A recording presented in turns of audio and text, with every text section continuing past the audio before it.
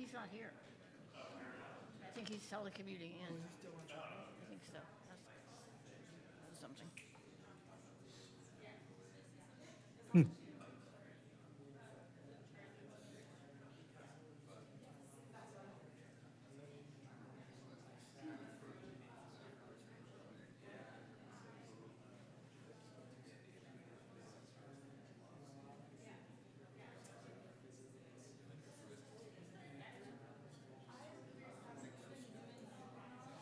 That's okay. I asked Dan to email it to me, and then we'll have to email.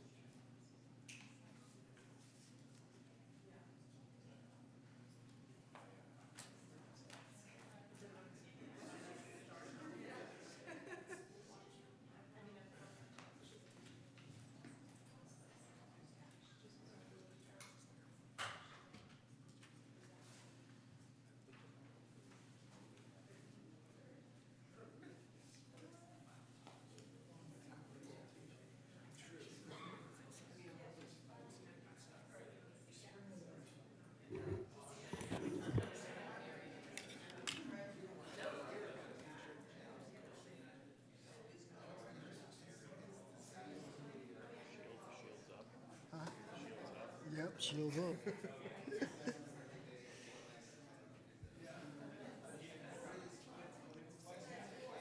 Slides Okamati Omateo.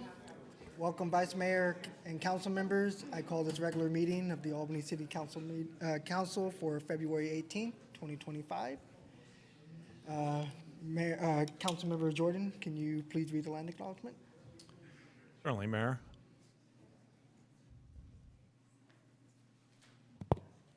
The City of Albany recognizes that we occupy the land originally protected by the Confederated Villages of the Shawn. We acknowledge the genocide that took place on these lands and must make strides to repay the moral debt that is owed to this indigenous people, specifically the Ohlone tribe. We thank them for their contributions, which have transformed our community and will continue to bring forth growth and unity. The City of Albany commits to sustaining ongoing relationships with the tribe and together build a better future for all that now make this their home. Thank you, Councilmember Jordan. City Clerk, may you please take the roll call? Councilmember Hanser Romero. Here. Councilmember Jordan. Here. Councilmember Mickey is attending online from Chicago, from the teleconference location. Are you here? Yes, I'm here. And Vice Mayor McQuay. Here. And Mayor Lopez. Here. All right, moving along, we had no closed session. There are no ceremonial matters this evening. The manager's report. Yes, good evening, Mayor and Council members. I'm Isabelle Leduc, and I'm the Assistant City Manager. So a little bit of a report today.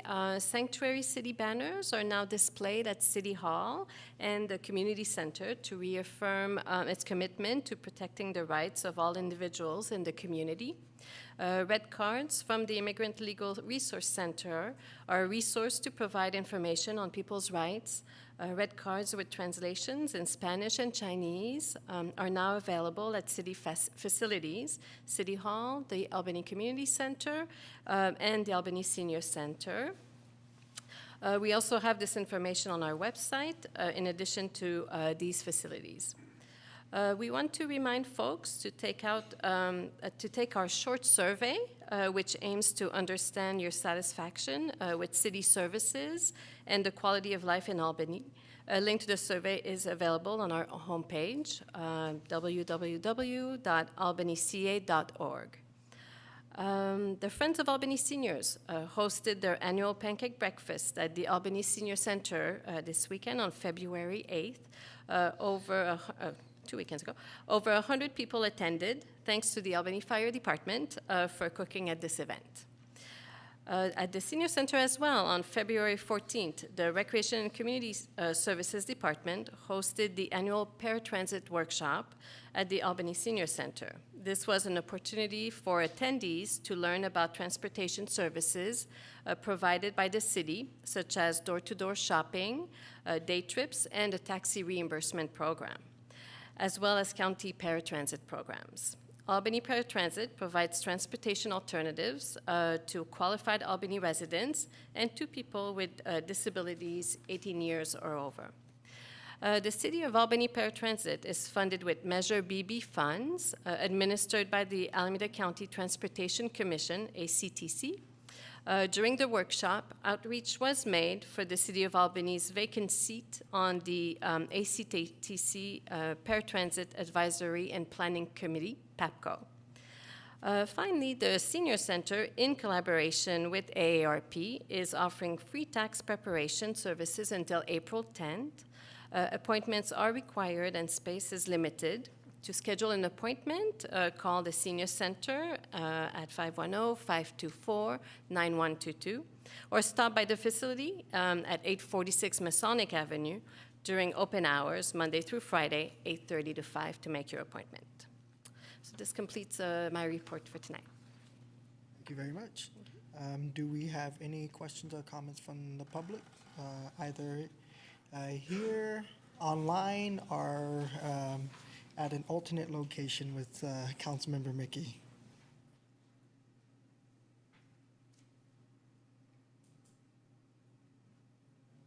Any online? Or questions for City Manager? No? All right, moving right along. Oh. No, this is just for the City Manager's report. Well, before I move along, any questions from the council or comments from council? No? All right, moving right along to Good of the City. This is for attendees to provide council comments, information, and questions on an item that is not on the agenda. If you're online, please raise your hand now, or by phone, pressing *9. Just as a reminder, by state law, known as the Brown Act, council cannot discuss items that are not on the agenda except under extraordinary circumstances. Rather, items raised may be referred to a future agenda item or staff for comment. City Clerk? Stephen, and then Tom. I just have 2 cards, so if you would like to speak, just line up behind them.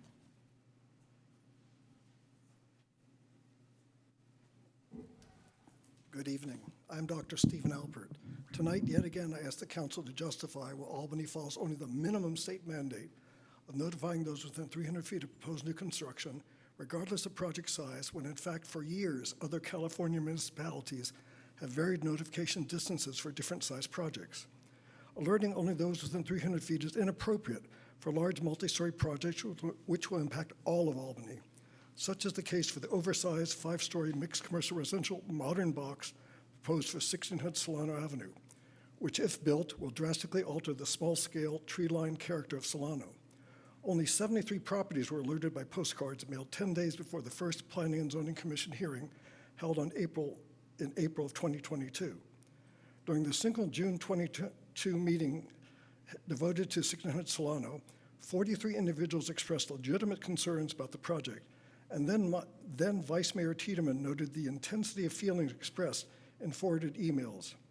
As previously reviewed, then Councilmember McQuaid voiced opposition, calling the project disappointing, and urged continued work to make it more appropriate for its location. Despite overwhelming opposition and multiple calls for continuance, including one from current Vice Mayor McQuaid, Then Mayor Jordan insisted on approval of the project as submitted. Note that council members Mickey, Lopez, and Hanson Romero were not on the council in 2022. Over the past 10 months, my wife and I have thoroughly documented how 3 city officials were unresponsive or subsequently outright lied and/or engaged in obfuscation as to why the city could not expand notification beyond the minimum state mandate. Our presentations have been supported by some Albany residents, while others are convinced that we are opposed to all new construction. That is not the case. We understand that the city is under pressure from the state to construct new housing. Additionally, we are aware of the impact of density bonus law, which allows for higher building heights, less setback, and decreased parking. Nonetheless, this does not absolve the Planning and Zoning Commission nor the council to ignore the city's planning and zoning mission statement, which reads, "The purpose of design and review is to ensure that designs of projects are functionally appropriate to their site conditions and harmonious with the surroundings. Submitted plan for 1600 is not harmonious with the adjacent Craftsman era buildings. Density bonus was cited as the reason the 5-story structure at 1600 had to be approved as submitted. At the very least, the council should have insisted that the building have Craftsman-style features to be harmonious with its surroundings in accordance with your mission statement. I am yet again requesting that the council submit the issue of 300 feet notification for new construction as an agenda item to allow for extended, in-depth public discussion. Thank you for the opportunity to address the council." Thank you for your comment.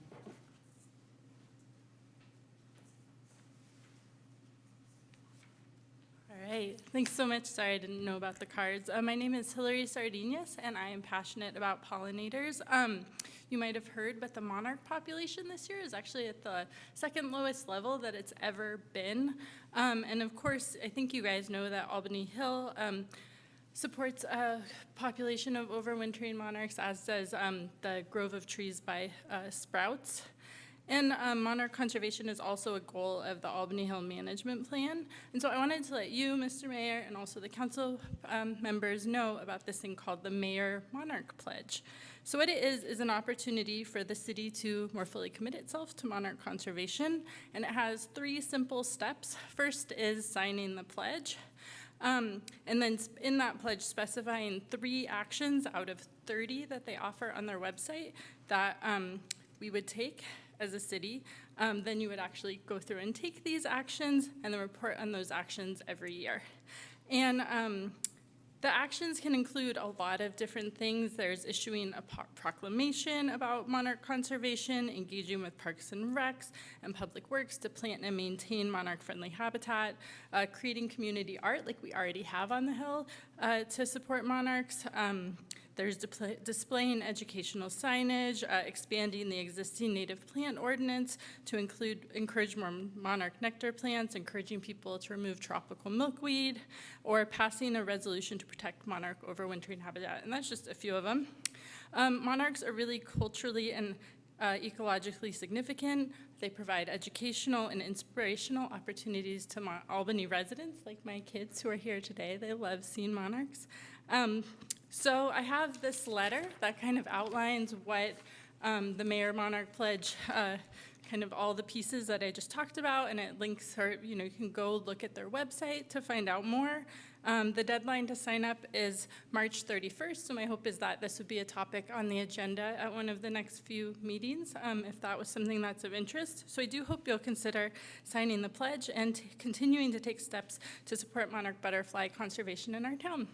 Thank you. Thank you for your comment. Can I submit this? You could hand it to the city clerk. Thank you. Tom?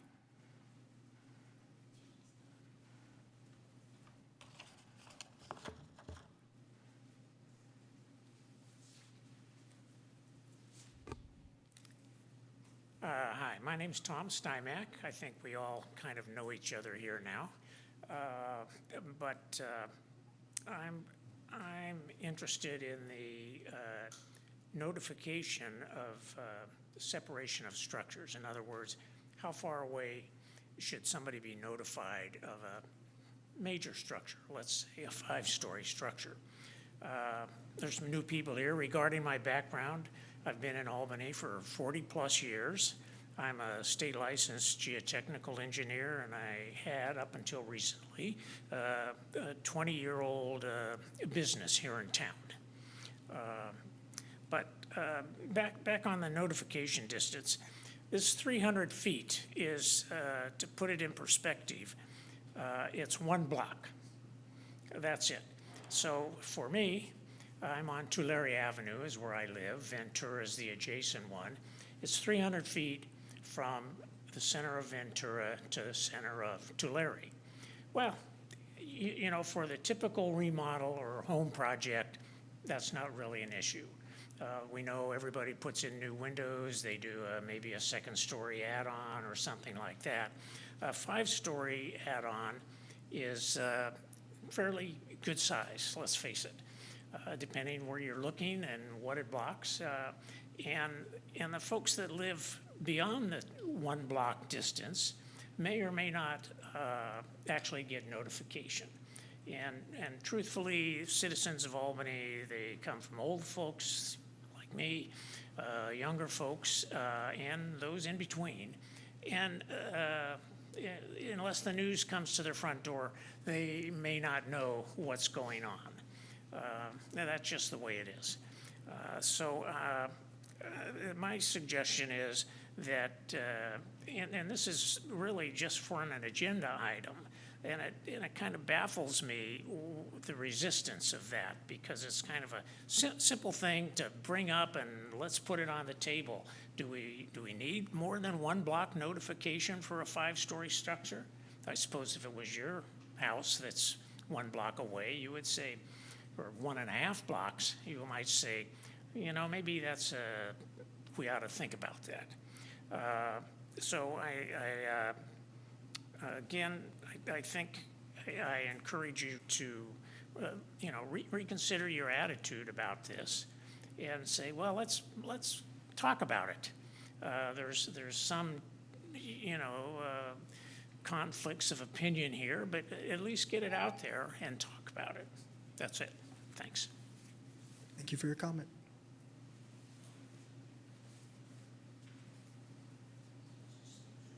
Hi, I put my hand up for the city manager one and didn't get called on, so my first part is just question for the city manager, city manager. The red cards, are there flyers that are advertising them, or are they just the cards just there? I noticed in the library they're just sitting there, but I was wondering if somebody had created a flyer. And my second question is the survey, is it available on paper? So the real reason I called in, though, is there were some signs around Albany, tow away, no parking, City of Albany, CTC, the letter C, then T, then C, with no explanation as to what CTC stands for. So I eventually saw somebody planting a tree, and I figured out it had something to do with trees. But when I looked up CTC, I came up with Central Texas College, or Colorado Tree Coalition, or Critical to Customer, CTC Travel, Salon Tobacco Company, Core Tactical Company. Anyway, the reason I'm calling it is I would encourage you to actually put the words, if you're going to have somebody, if you're going to post signs that say tow away, no parking for this period of time. And I also want to point out those signs were supposed to be there from the 10th of February to the 14th of February, and they're still there. But I just would encourage you to actually spell it out, to take, for whoever puts the signs up, to take the time to actually spell out what CTC, or whatever the abbreviation is, stands for. Thank you. Thank you for your comment.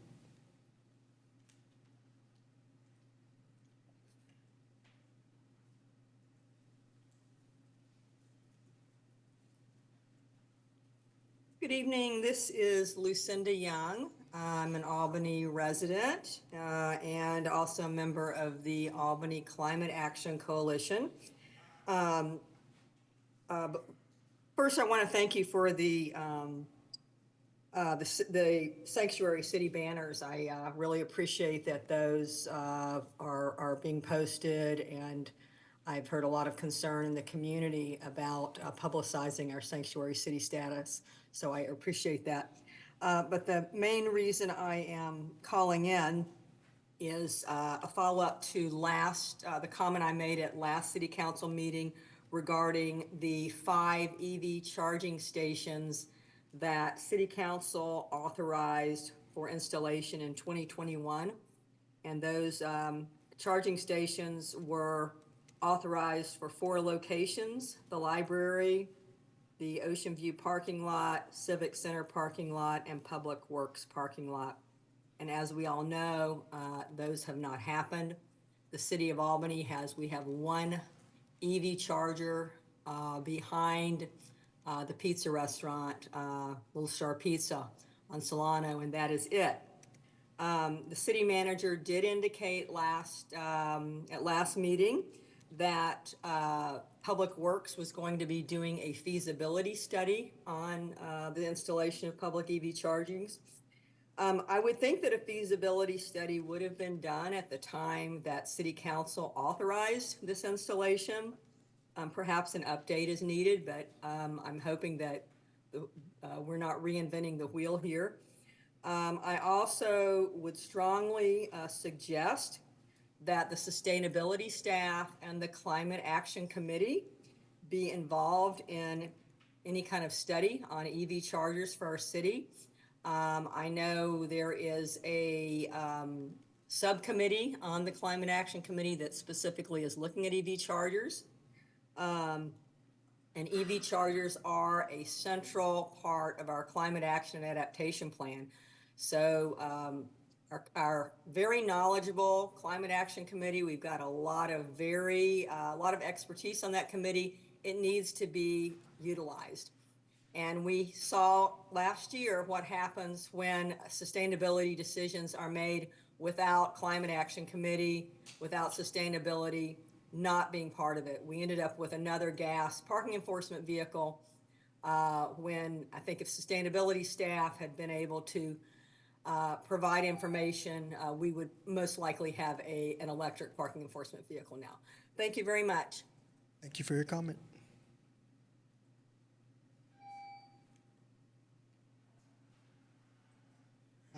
Any responses to any of the inquiries by city staff? I think the mentioning of the red cards, they are on display at the facilities in small little racks for cards, but we don't have an associated flyer with the cards. Yeah. Thank you. Moving on to item number 7, consent calendar. On the consent calendar, items are considered routine and can be enacted by one motion. By approval of the consent calendar, the staff recommendations will be adopted unless otherwise modified by City Council. There will be no separate discussion on these items unless a council member or a member of the audience requests removal of the items from the consent calendar. Do any members of the council wish to discuss an item separately? 7.5, please. 7.5. Does any member of the public wish to pull an item?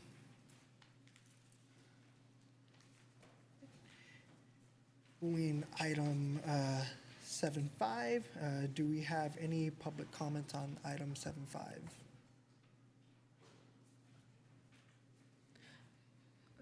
Just to confirm, do we have any member of the public at the remote location? We do not. Thank you. Thank you. I just want to congratulate you and your staff, Nicole, Isabel, everybody. You too.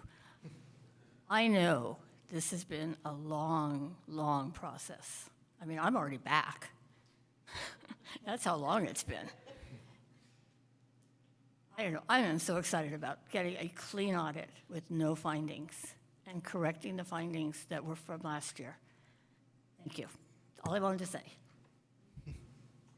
Thank you for the acknowledgement. Staff has done a great job, and it's been a long haul. So I'm very pleased to be able to preside over this, if you will, and bring it forward to the council. Thank you. Any other comments from council? All right, entertaining a motion. I'll move the consent calendar. Second. City Clerk?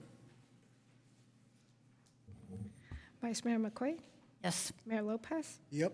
Councilmember Hanson Romero, Yes. Councilmember Jordan, Yes. Councilmember Mickey, Yes.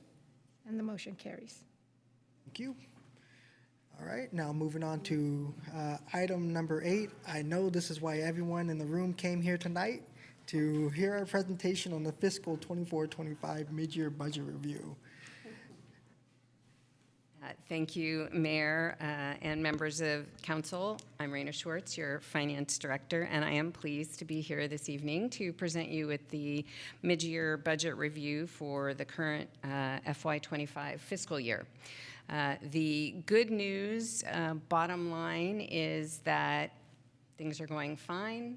We're in slightly better shape than we thought we would be when the budget was adopted by the council, and so all in all, it's cautiously optimistic news. And with that, if we could have the next slide, please. I'll just cover a few things. The numbers at mid-year are close appropriately to being half of the budget since we're halfway through the fiscal year. Expenses are actually slightly over 50% and a little higher than last year. It is not unusual for us to have higher expenses in the first half of the year. There are some very large expenses that I'll talk about in a little bit that come due in the very first part of the year, and so we're always a little over half. But when you take out those extraordinary timed events, we are on track to be at budget or better at the end of the year. Revenues are also trending well. We're at about halfway on revenues, which is great, and we were lagging a little bit farther last year. We did catch up, so we're looking like we will stay on track, hopefully, for revenues as well.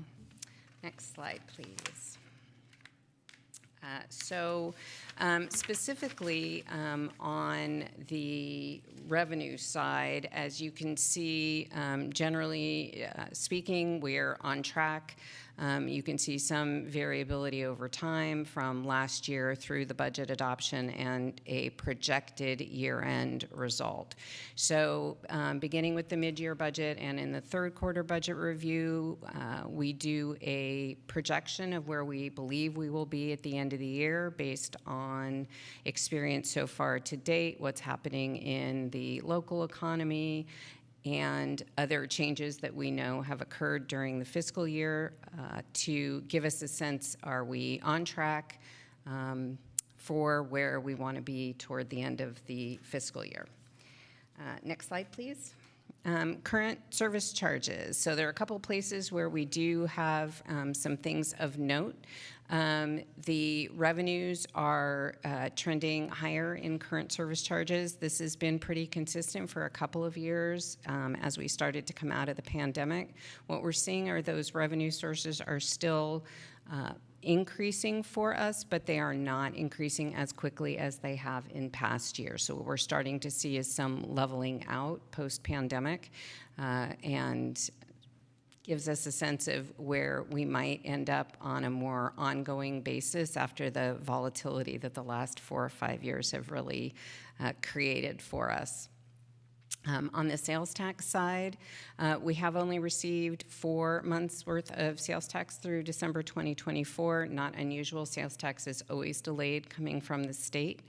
But when we look at what would happen if we projected out after that 4-month period and took that to an annual basis, it is on track, although, again, a little bit softer than we would have liked to see. There is a general slowing or softening in consumer spending. We're seeing it in Albany, we're seeing it in the Bay Area, we're seeing it in California, we're seeing it nationwide. So that's not surprising, and we will just keep our eye on what's happening with that. It is a more volatile revenue source than property tax. So property tax is our biggest revenue source. It's also very stable, but sales tax can be quite a bit more volatile, and we'll have to see how the economy continues to fare through 2025 and looking forward. But that's an area where we do think that we are likely to see some gap between where we want it to be and where those revenues ultimately come in on the sales tax side.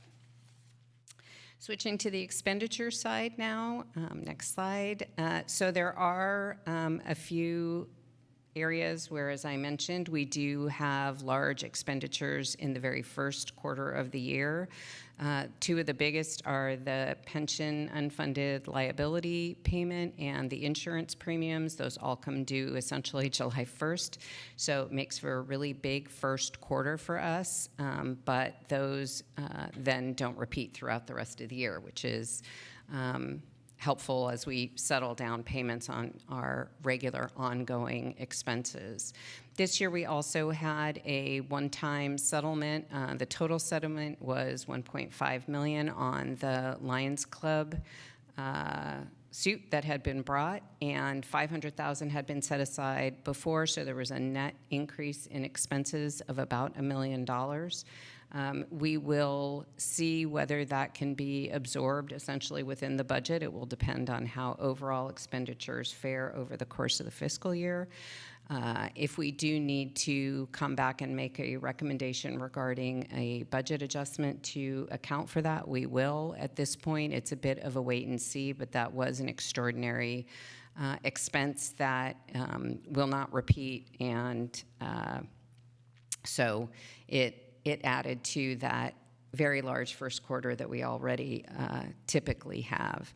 If we remove those extraordinary or one-time expenses and look at sort of ongoing expenses versus budget, we're right about 50% or below in terms of spending, which is great. It's just where we want to be. We want to make sure that other than those large one-time expenses, we don't have anything else that is pushing our expenses higher on an ongoing basis, and we don't see that so far this fiscal year. So that's a big positive for us in the general fund. And with that, our final slide. So the city is on track. When the budget was adopted, there was an anticipated potential deficit of about $2.2 million. If we stay on track now with the projections that we've made after the first half of the fiscal year, it looks like that deficit could come down easily by $1 million and maybe further. We'll continue to watch that over the course of the fiscal year. So when we come back in a quarter and we have updated numbers after the third quarter, we'll have a lot better a sense of whether that's going to come down further or maybe remain the same. But in any case, it is substantially better than the picture that we had at the time that the budget was adopted, which is a big positive for us. Revenues at the end of the year expected to be at about $32.4 million, expenses at $33.7. We will be paying a lot of attention to the overall economy. As I mentioned, sales tax is going to be something we watch very carefully, overall economic changes, to see whether or not or to what extent there may be a deficit at the end of the fiscal year.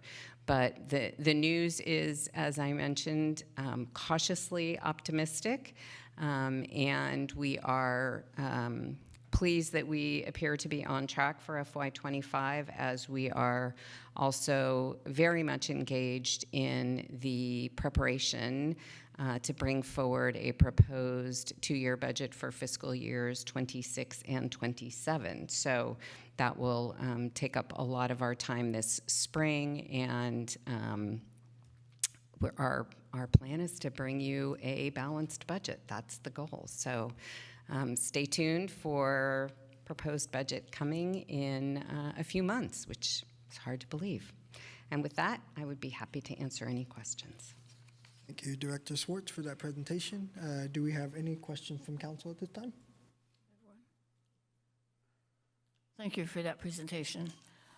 Are there any additional projects besides the Department of Energy grant, which we'll be thinking about later tonight, that are federal grants that are maybe we're not quite sure now what's going to happen with them? Are there any others floating around out there? Excuse me, there is some ongoing community development block grant funding, which is federal flow-through funding.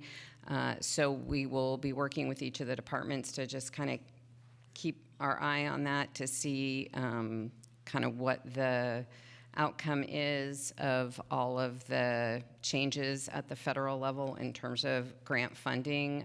The gas line decommissioning DOE grant, which you will be talking about later on this agenda, is probably the single biggest source.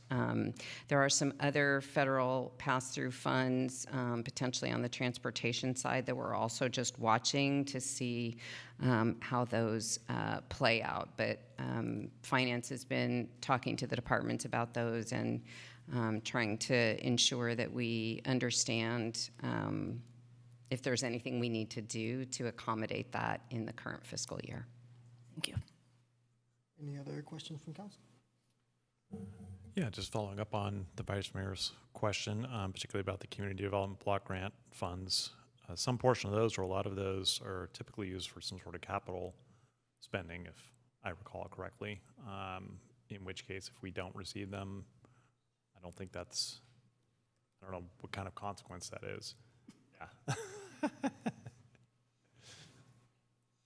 And then there's some that's used for other purposes, so I'm just interested in getting more texture, if possible, on what the consequence of those not coming through might be. Sorry, could you? Yeah, sure. Ask the question. My experience with the Community Development Block Grant funds is that a considerable portion of them are used for capital projects, essentially.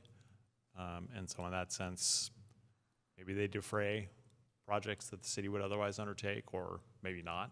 Maybe the city just wouldn't undertake them. So I'm interested just to hear some about, if those don't come through, what kinds of activities would that impact? I mean, doesn't pay for general operating, is my understanding.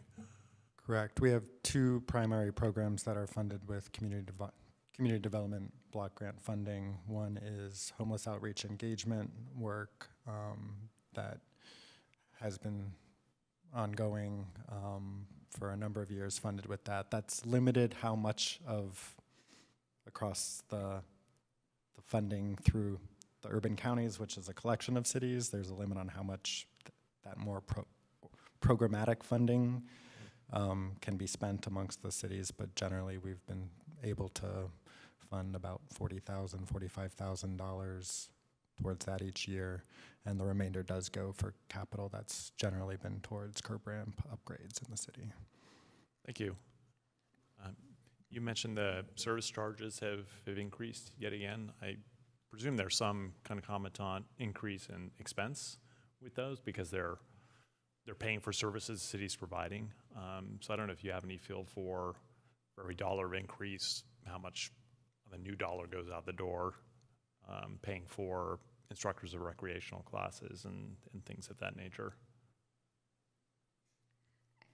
I don't have an exact figure that I can give you on for a dollar of one, what's the dollar for the other. I will say that we budget for the full expense and we budget for the full anticipated revenue. We are running on track with expenditures and we are running ahead on revenues. So it does appear that we are running a little bit ahead of where we would expect to be. One of the other pieces that we will be looking at for fiscal years 26 and 27 is looking at our fees and looking at our costs, but looking at what cost recovery we have, whether it's in recreation or fire or any of a number of other categories. And so you may see some adjustments that look to accommodate for that when we come back with the next budget as well. Thanks. You mentioned sort of one-time extraordinary charges. I think obviously the lawsuit settlement with the Lions Club falls into that category. What else was in that category? So the other two big ones are not extraordinary, but they are essentially one-time in nature. They don't repeat every month, or they don't repeat once a quarter. So UAL, we pay it once, but we pay it all at the beginning of the year, so it doesn't come a 12th at a time or a quarter at a time. Same thing with the major insurance payments.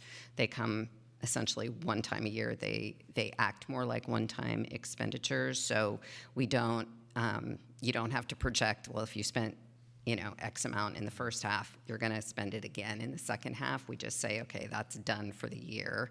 And we project based on that just being spent on a one-time basis. And then we go forward and look at the projection for all of the, what I would call kind of basic ongoing expenses that are more like payroll or other operational costs.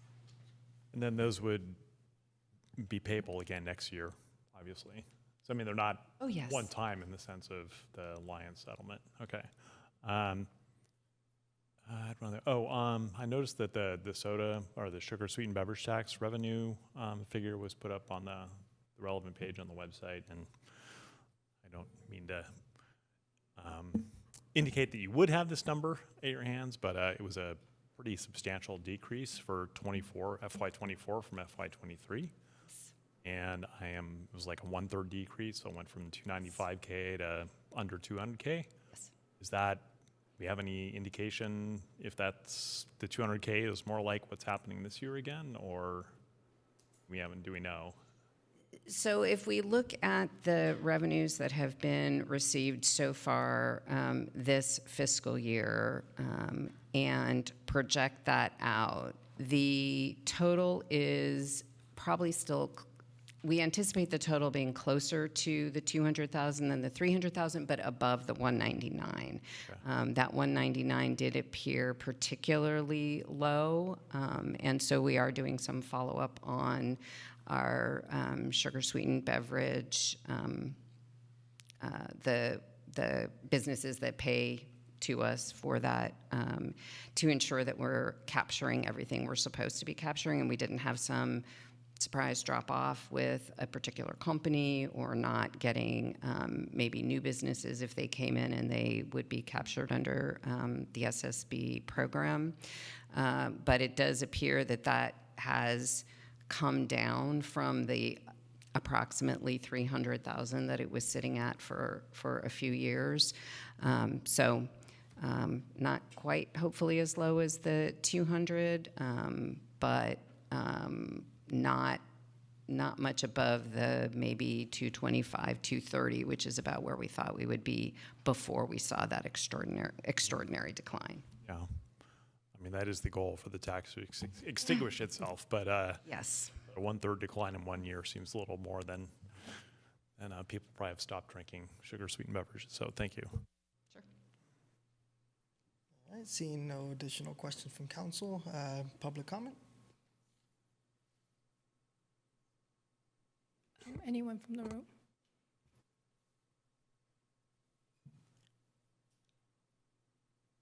Hi, this is Brian Martin. I had a few questions. One was for the one-time payment to the Lions Club. I saw you said that the city set aside $500,000. My understanding, so my question is this correct? Is my understanding correct that the $500,000 was set aside because the city got professional appraisers to appraise the Lions Club easement, and that's what they said it was worth. So the city set that aside, and then once the litigation was done, my understanding is that the Lions Club basically negotiated the city up to 1.53 million instead of the 500,000.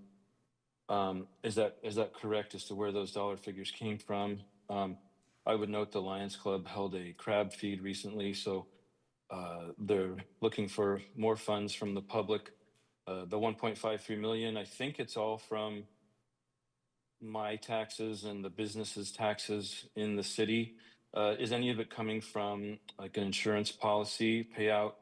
That's another question. Or is it all coming from our basic tax base from the residents and businesses in Albany?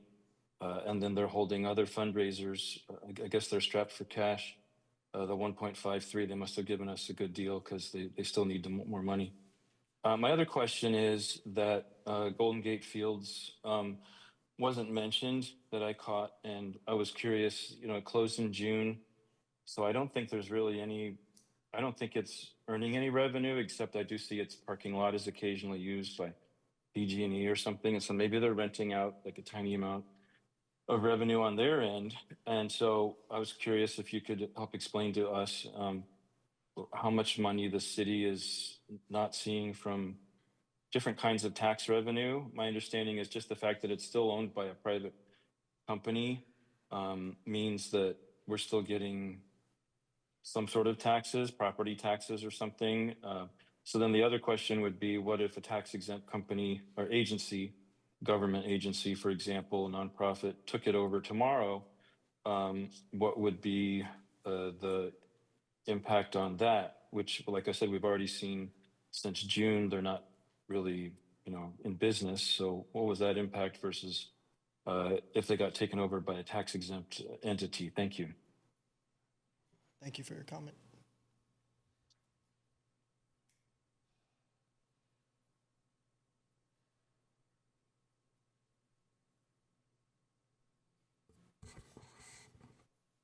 Francesco, go ahead. Hi, following up on Brian's inquiry about the settlement, at the last or first meeting of the Fiscal and Audit Committee, standing committee of the council members, I raised the question whether we had a number of what the fees would have been paid to the lawyers as part of their work on this Lions Club suit. And I was hoping you'd have some figures with that by now. I know all they was told was that, well, it was in our budget. The purpose of my question last time was to try to find out, well, what has been the total cost to the city and the taxpayers for this endeavor to remove the cross. So I think it's 1.5 plus, and then plus whatever lawyer's fees that had been accrued over the last few years. So will we ever get a chance to find out what that number is? Thank you. Thank you for your comment. And Councilmember Mickey, do we have anyone in the public with you seeking comment? No one in the room with me. Thank you. Any response from city staff?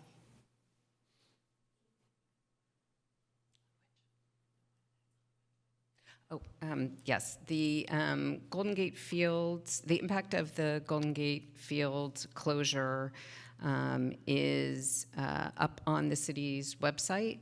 There's a page dedicated to Golden Gate Fields, and those numbers are up there, including general fund and special funds, tax revenues, including property taxes, tax assessments, and sales tax. So rather than my trying to remember them off the top of my head, I would encourage folks to go check out that page. That does indicate all of the tax revenue pieces that we know and what the relative dollar amounts are. Thank you. Bringing it back to council for any discussion item. This is a item in which no action is required, but if anyone has any additional comments, now's your opportunity. I have comments, but go ahead. Yeah, it just occurred to me, since a deficit is projected, it might be helpful for people to hear how would that be paid for. Thank you for that question.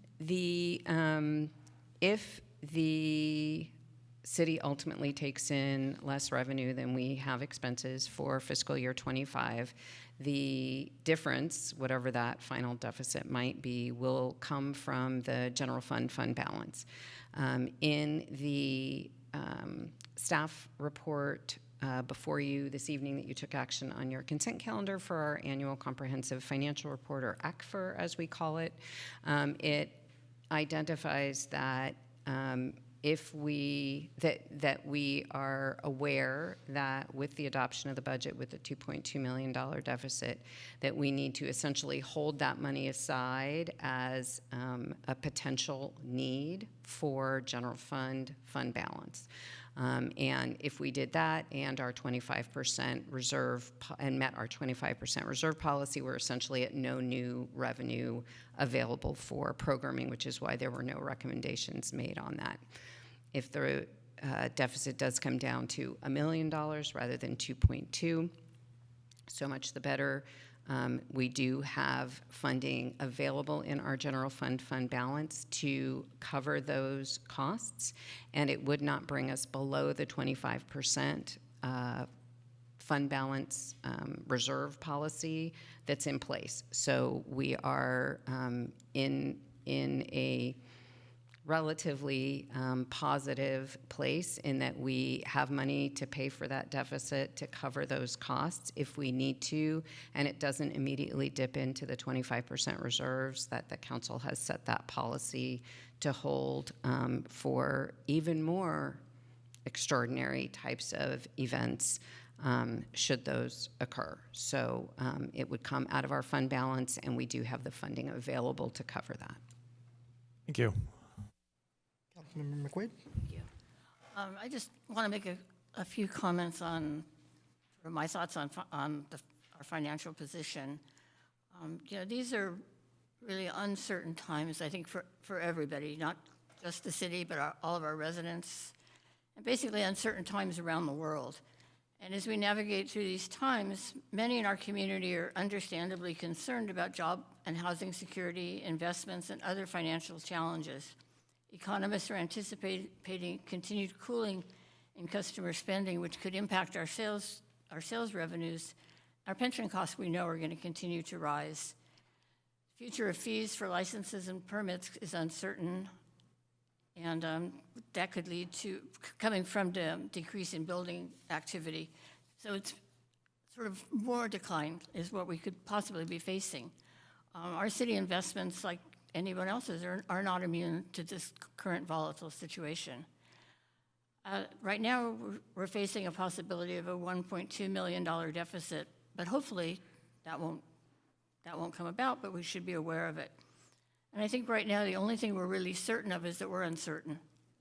With that in mind, I hope that we're able to proceed cautiously in our budgeting and our planning efforts going forward. And I keep telling people cautious but not panicking. And I hope we keep that in mind as we go forward. Thank you. Thank you, Councilman McQuaid, and I think those are very validating words that I think many of us should be listening to with an open ear, and I agree.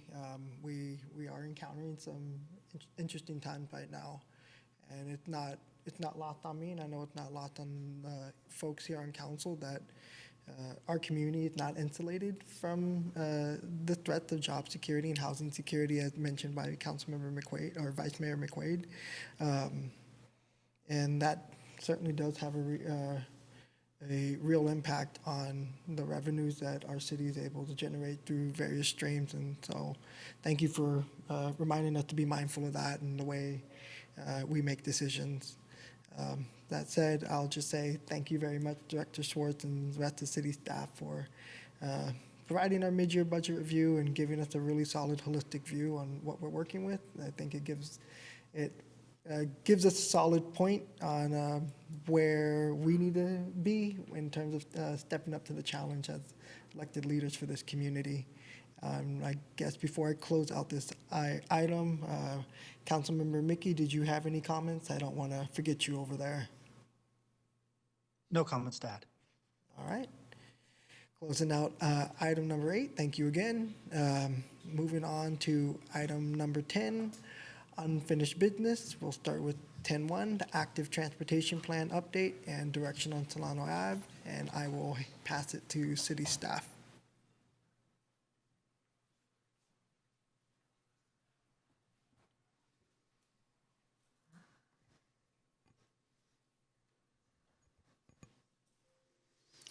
Good evening, Mayor, City Council. Justin Freed, Transportation and Sustainability Manager for the city.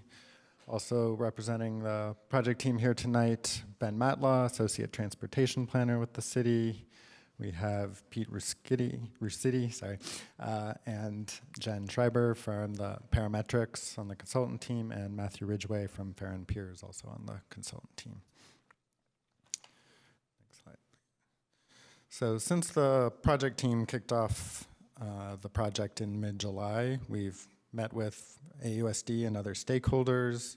We've convened a technical advisory committee of city and agency staff and hosted a public open house and web engagement platform, and culminated this first phase work with a presentation to the Transportation Commission in December.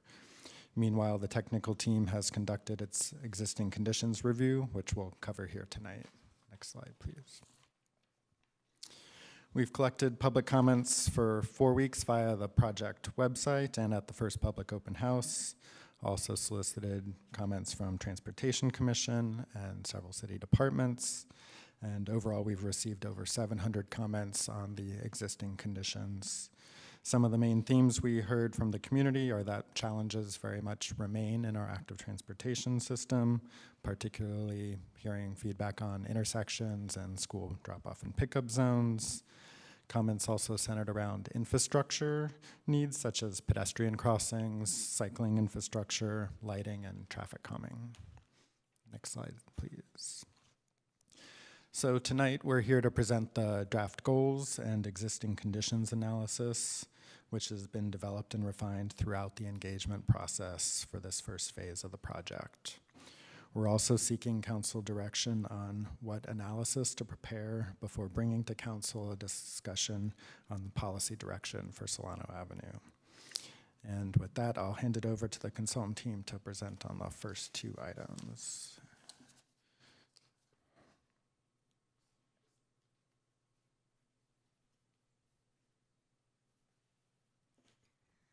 Hi, council members. Thank you for having me. I'm Jen Schreiber. I'm the Deputy Project Manager, and I will be walking through the Active Transportation Plan goals.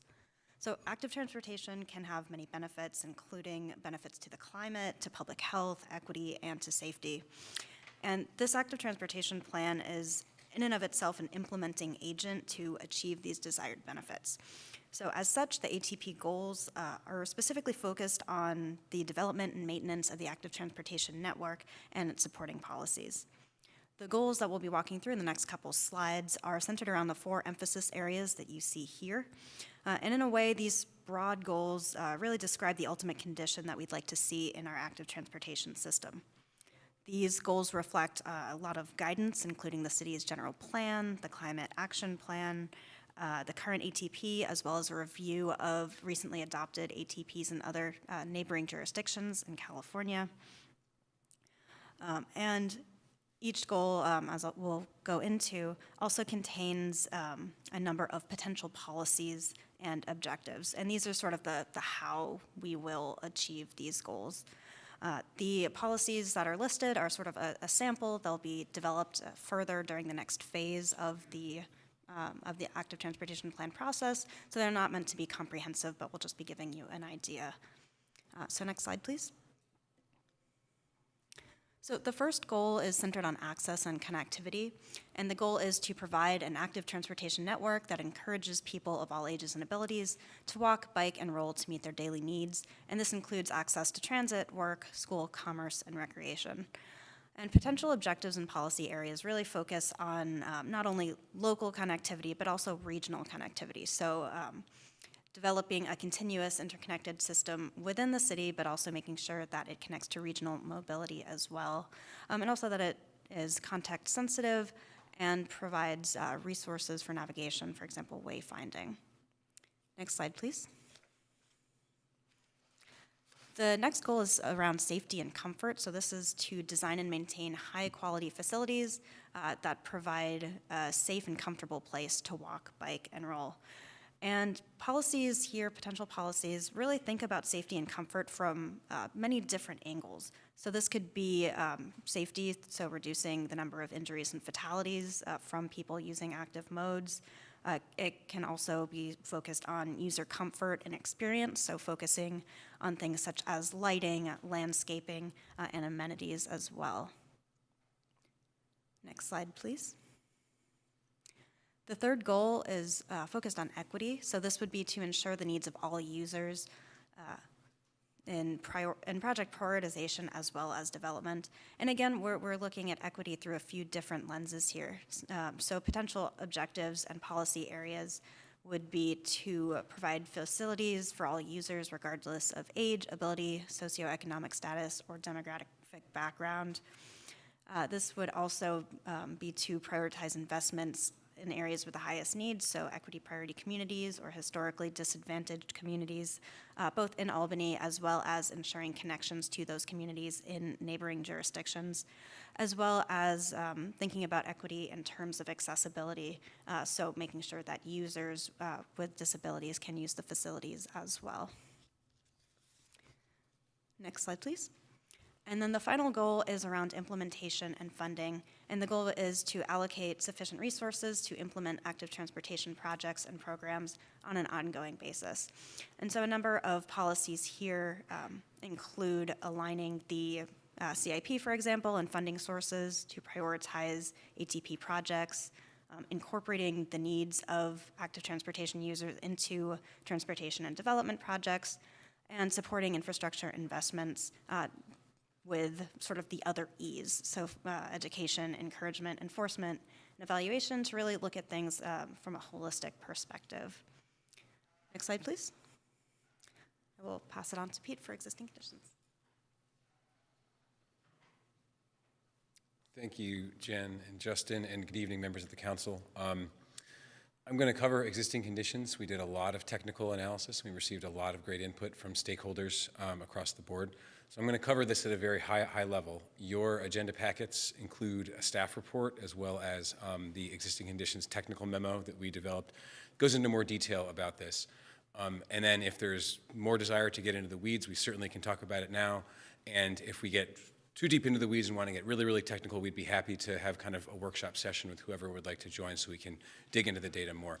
So with that said, I'm just going to cover a very high level overview of the technical analyses and the stakeholder input that we've gotten. So we use many sources of input to examine existing conditions. Direct community comments, as you saw on the heat map, we got over 700 comments from members of the public as well as city departments and stakeholder agencies. We looked at level of comfort specifically for bikes using level of traffic stress is kind of a base metric, but then we built on it with quite a few different things to hopefully really reflect the lived experience of biking and walking in Albany. We looked at a lot of safety data, again, reflected in the staff report that you have.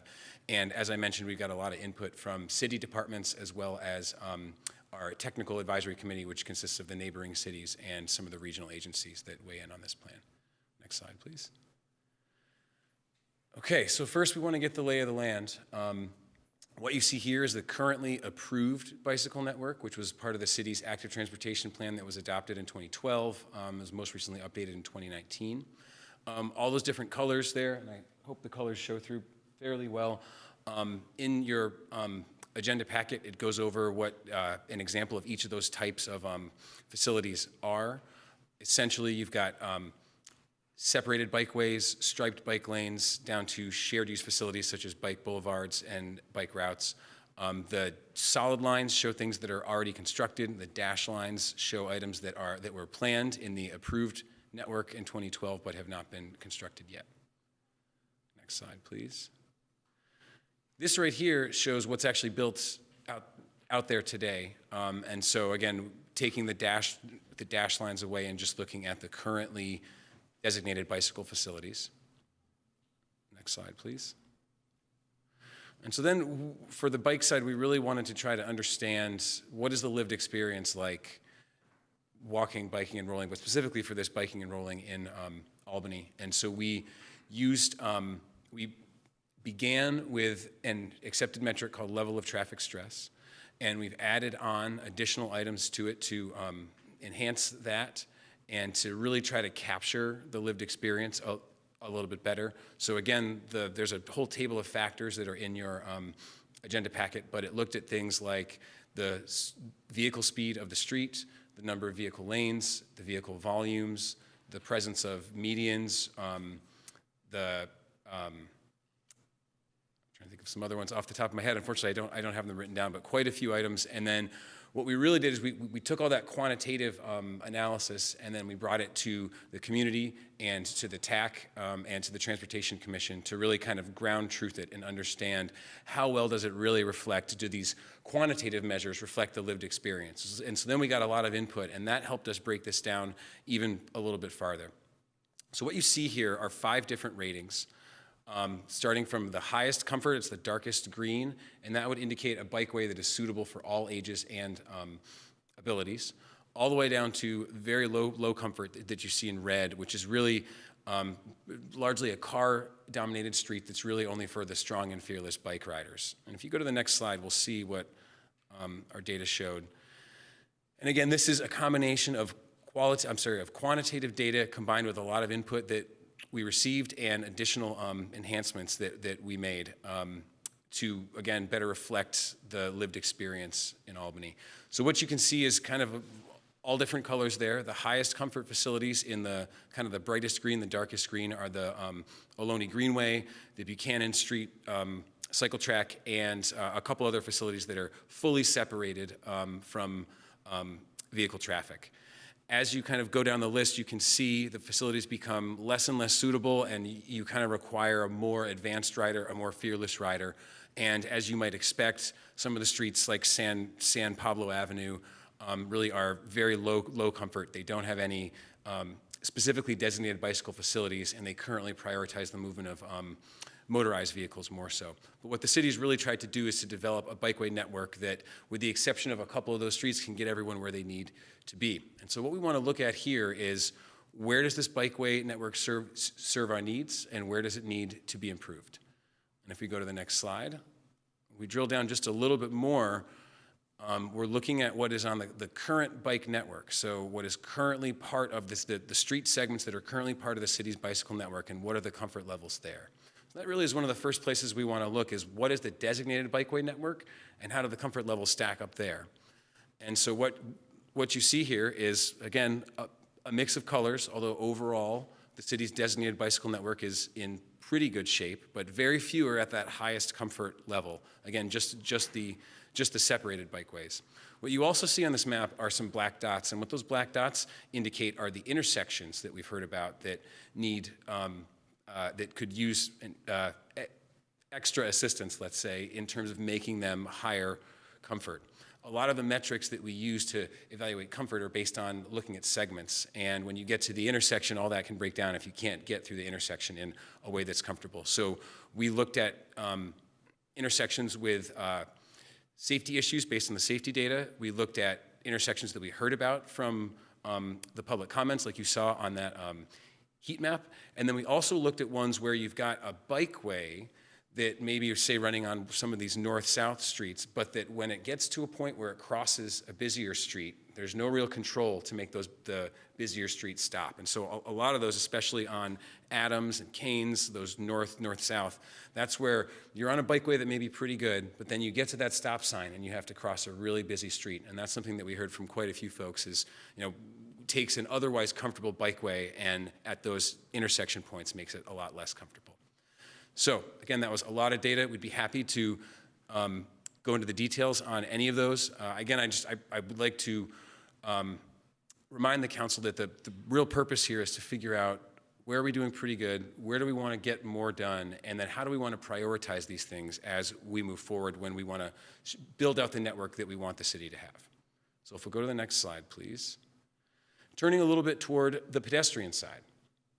I'm pleased to report Albany's doing pretty well on the pedestrian side. And the city's really done a remarkable job in the last few years of doing quite a few improvements at crossings, at intersections, pedestrian hybrid beacons, new crosswalks. Justin and staff are working on new street tree management program and curb cut standards. And so overall, we found that the pedestrian network is pretty good. However, like with everything, there are certain gaps and certain challenges. The number one thing we heard was, again, at those intersections is really where we want to make sure that we can make those safe for people to navigate. The school areas, the crosswalks to and from schools, and the drop-off pickup zones are definite areas of concerns.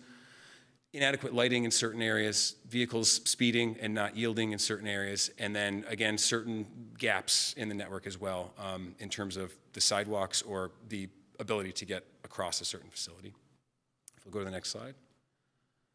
What we see here are recent pedestrian projects that the city's done. You can see the dates. I'm sure most members of the council are pretty familiar with these. Again, it's been a really remarkable set of work that's been done in the last 10 years or less. And so that's really shown a lot of improvements. One of the reasons that we wanted to plot this is because the safety data that we looked back all the way back to 2013 or 2014. We wanted to make sure we got a comprehensive view of the safety conditions pre-COVID and post-COVID. But we also know that since some of that safety data precedes some of the improvements that you see on this slide. So we wanted to make sure that we understand where things have already been improved versus areas that haven't been touched yet. And if you go to the next slide, we look at those and we notice in terms of the safety hotspots, the 11 intersections you see there are the top safety hotspots in the city based on the data that we looked at. However, the ones that are in the smaller blue dots are intersections where the city has already been doing work or currently has active projects to try to improve the safety conditions. And so the orange and the red dots are the ones you see that are really kind of the focus of improvements moving forward. And if we can go to the next slide. Trying to wrap it all up here. Again, I know I'm going really fast through a lot of technical content, but the purpose of our existing conditions analysis is to understand where are we at now and where do we need to go and where are the areas where we want to focus. And so what we found overall is that the city's active transportation network provides fairly good coverage throughout the city, connecting people from where they are to where they want to be. But it's not perfect, and there's a lot of work to do still.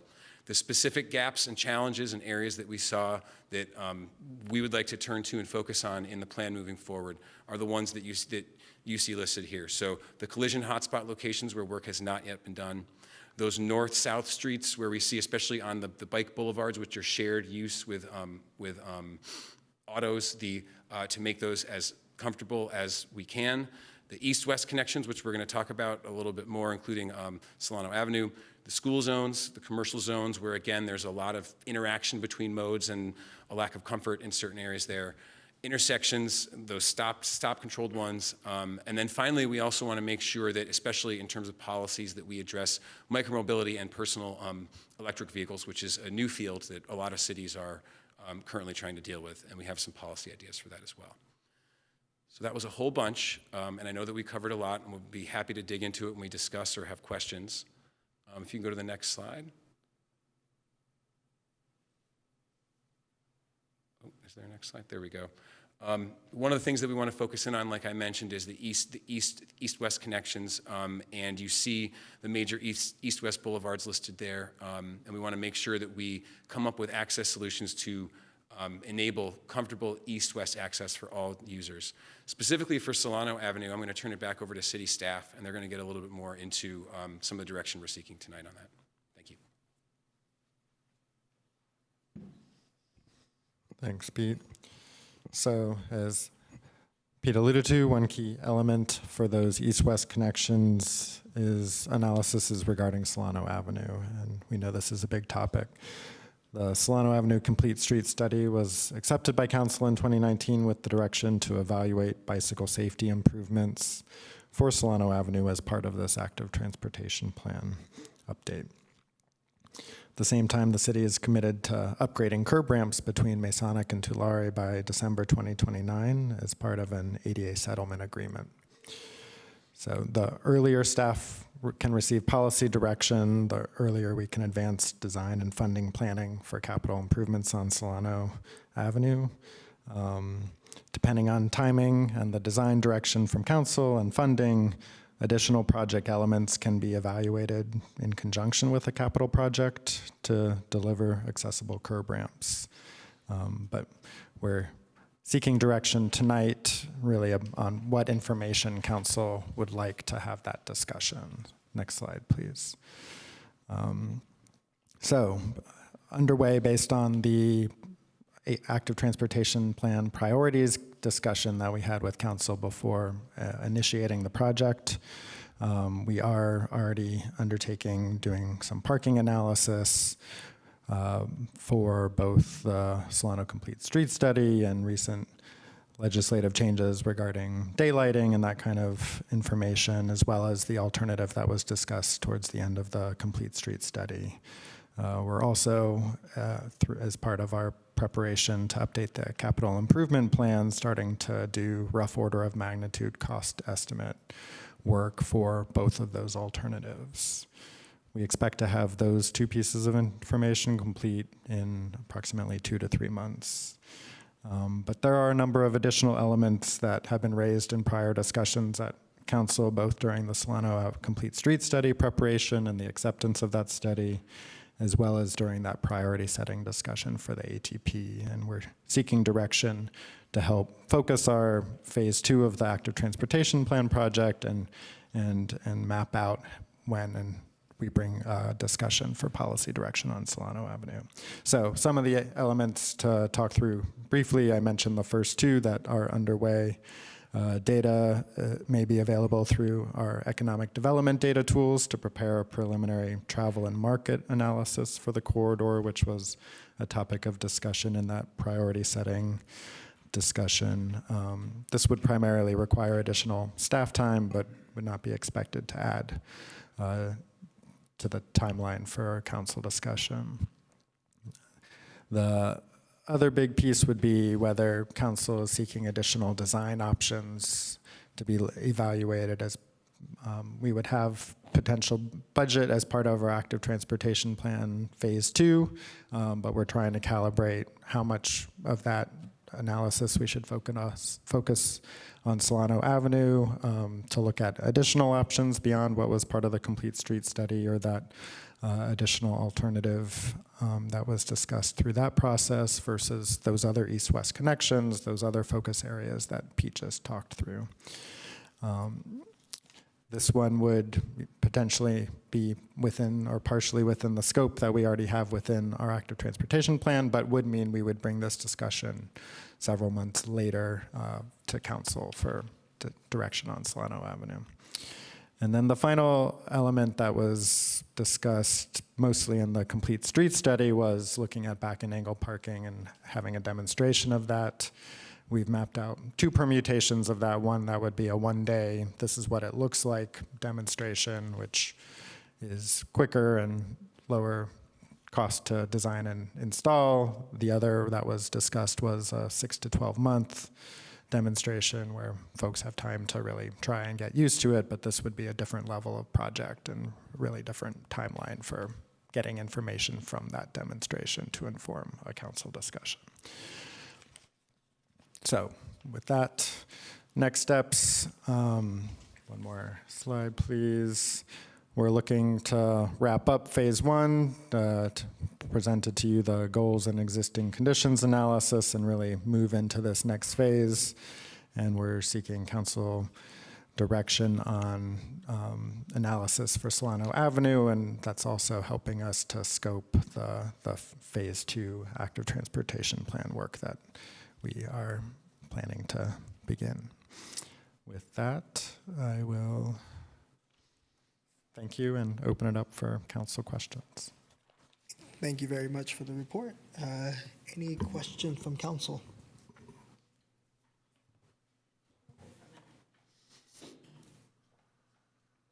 I have a quick one, I think. What is PROAG?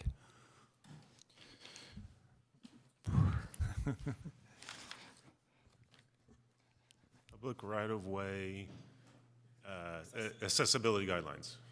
It's the Americans for Disability Act requirements for streets. Okay, so is it essentially synonymous with ADA guidelines, what people typically refer to? Okay, so it's just a more formal acronym for that. Okay, thank you. And more recently has become more concrete guidance from on ramps and design. And I see Councilmember Mickey has a question. Yeah, I was just wondering for the 6 to 12 month back and angle parking study or demonstration project, have locations been picked or considered? At the time that was proposed, I believe the idea that was floated was along Memorial Park, along Portland, and there were the crown of Portland and visibility concerns with that, so that was ruled out. I think later in discussion there was some idea that a block of Solano Avenue would be identified, but that has not been done to date. Thank you. Any other questions from council? Not seeing any. We will move to public comment. Could I get a show of hand? How many would like to speak? 2, 3, 4, 5. Then there's 3 online. We will allow participants to have the full 3 minutes. I just asked and remind folks to please be mindful of that 3 minutes and to be respectful of each other. Okay, if we could have the in-room one first. I have Samuel, Nick, and Carly. Good, go ahead and speak.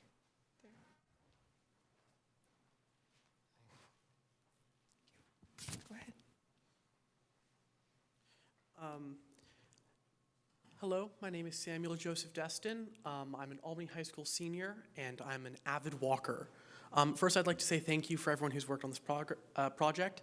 It means a whole lot to me as someone who walks everywhere.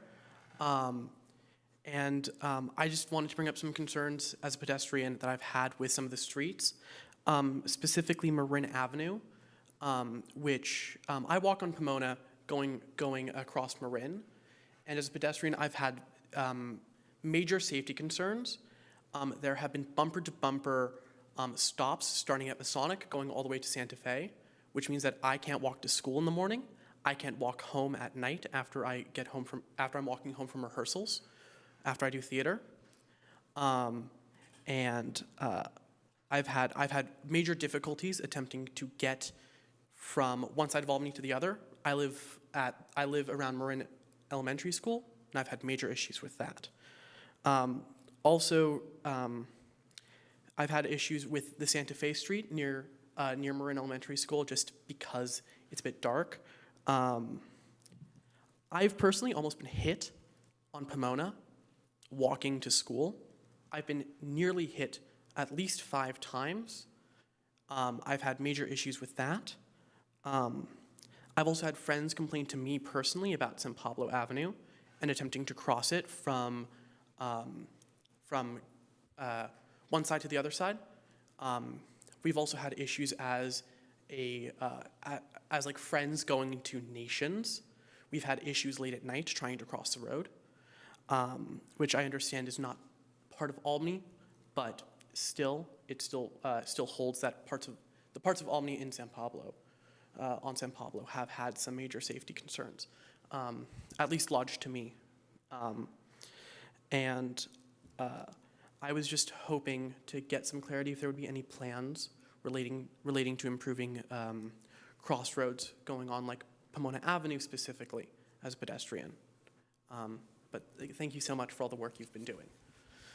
Thank you for your comment.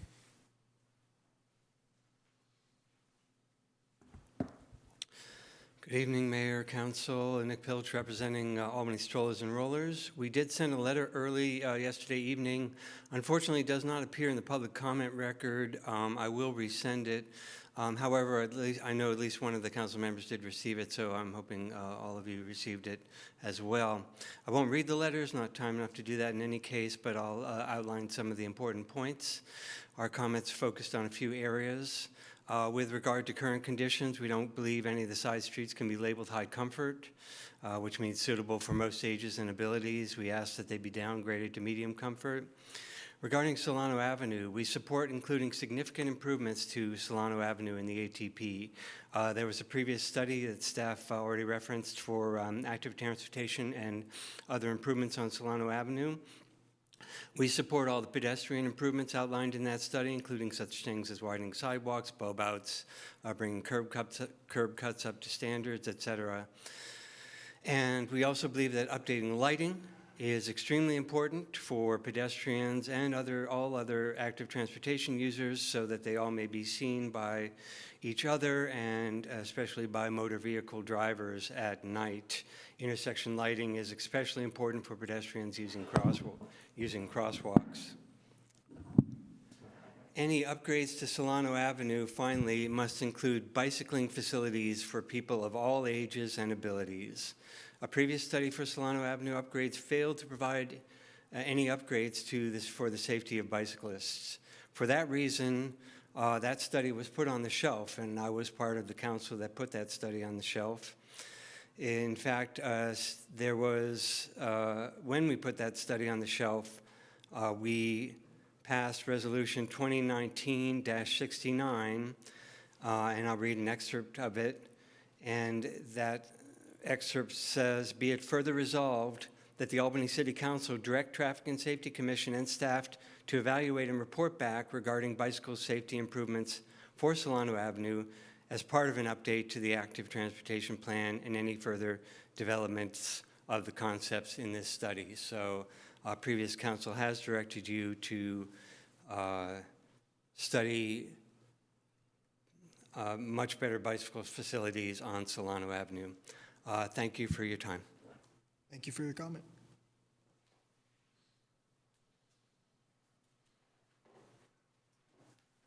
Hello, I'm Carly. I own Flowerland on Solano Avenue. I am surprised. I realize that this is a topic of accessibility, walking and biking. However, I'm really shocked that there really seems to be no addressing the importance of commerce on Solano Avenue. It's a main artery for deliveries and transportation, for vehicles, for people to come and shop on Solano Avenue. I don't really understand why that's not even being mentioned. Deliveries don't show up just automatically. They can't be dropped from the sky. You know, where are loading zones going to be? How are people going to shop the avenue? If they have to, you know, the side streets are already very crowded. I've personally have encountered residents that are very unhappy about customers parking on their street in front of their own house. So it's very disappointing to me to hear like absolutely no conversation about the importance of small business on Solano Avenue as part of this equation.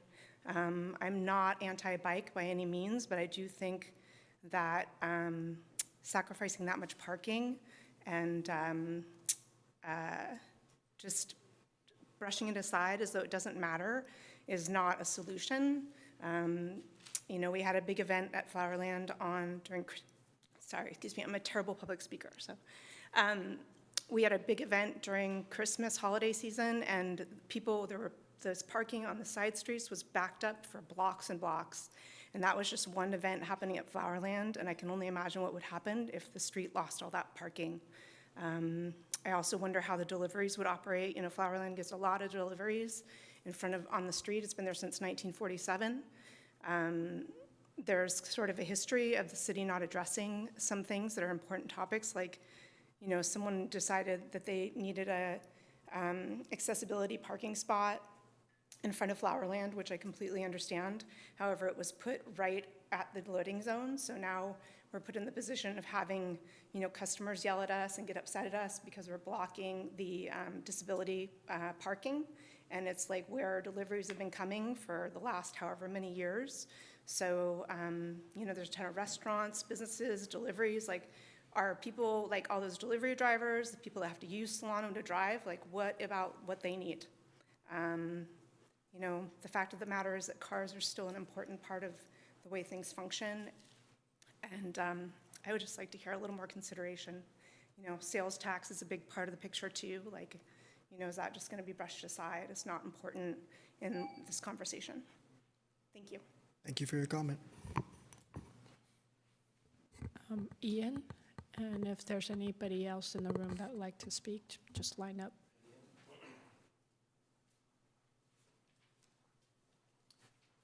Hi, good evening, council and staff. My name's Ian McLeod. I'm a member of the Planning and Zoning Commission. I'm here speaking on my own behalf. There's so many issues to address. One is climate change and shifting from an automobile-based transportation system to a more mixed active transportation system. Transportation makes up about 40% of our greenhouse gas production. The goal of a bicycle network and an active transportation plan is to reduce car dependency, get more people on bikes, shift away from cars. It's not eliminating cars. It doesn't mean everybody has to ride a bike, but it means striking a balance. If you look at Solano Avenue right now, 75% of that street width is given to cars and parking. 0 is dedicated to bikes. 0, literally 0. So when you're looking at Solano Avenue, I think you really have to look at getting more people there on bikes. It offsets the parking problem because you're offsetting the need to drive there. If you have enough people coming by bike, it supports the businesses. It creates a much more pro-business environment, a much more family-friendly environment. I just think it's part of a bigger picture, and I think we really need to address it to really do an effective bicycle transportation network. You need to put separated bikeways on both sides of all the major streets. That's what you have to do, and I think the consultants all know that. It's what we see in cities all over the world. It's being done very successfully. It's creating mode shift. You know, I could cite dozens of examples, but I would encourage you to look at the literature. It's happening all over the world. Albany is woefully way behind in this respect. We're not going to get mode shift by just putting more paint on asphalt. We do it by creating separated bikeways, what the consultants call separated bikeways, sometimes called protected cycle tracks. The other issue is that we're going to be building more housing on San Paulo Avenue and eventually on Solano Avenue. And if you want to support this housing with active transportation, you've got to do the protected bike network so people have an alternative to driving. So we're not creating worse congestion, more pollution, less safe streets. Creating a really good bike network creates a safer city. People know where everybody's supposed to be. Bikes are separated, pedestrians are separated, cars are separated. It's safer, it's quieter, it's less polluted, it's way more family friendly. You know, I think we should be making this the most family friendly bicycling city possible. And you do that by creating protected bikeways to all the schools as well. So thank you all, and thanks for your consideration. Thank you for your comment.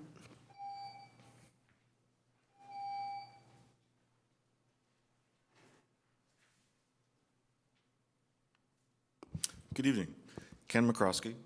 I'm on the Traffic and Safety Commission, and I'm really looking forward to working with the new commission that is much more gender diverse than it has in my 15 years of experience. So thank you, council members, for those appointments, and thank you, staff, for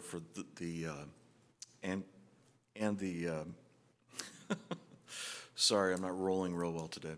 The consultants, staff and the consultants, for coming up with these plans, getting as far as we have so far.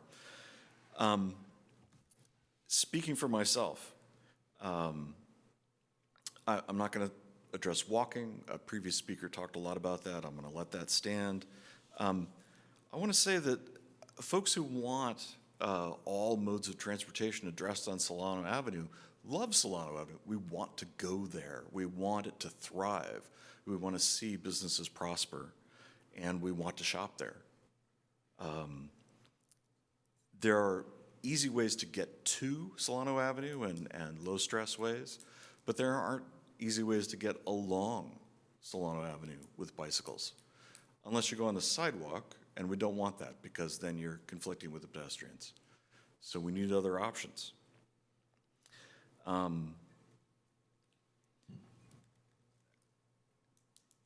The goals that were presented tonight do not include a green component. And it may be that just Solano Avenue is not going to cause significant enough shift in vehicle miles traveled from combustion vehicles to human or electric powered vehicles. But I think centering an all-access facility in the middle of our town sends a really strong message about a green intent and would be a great focus for the city.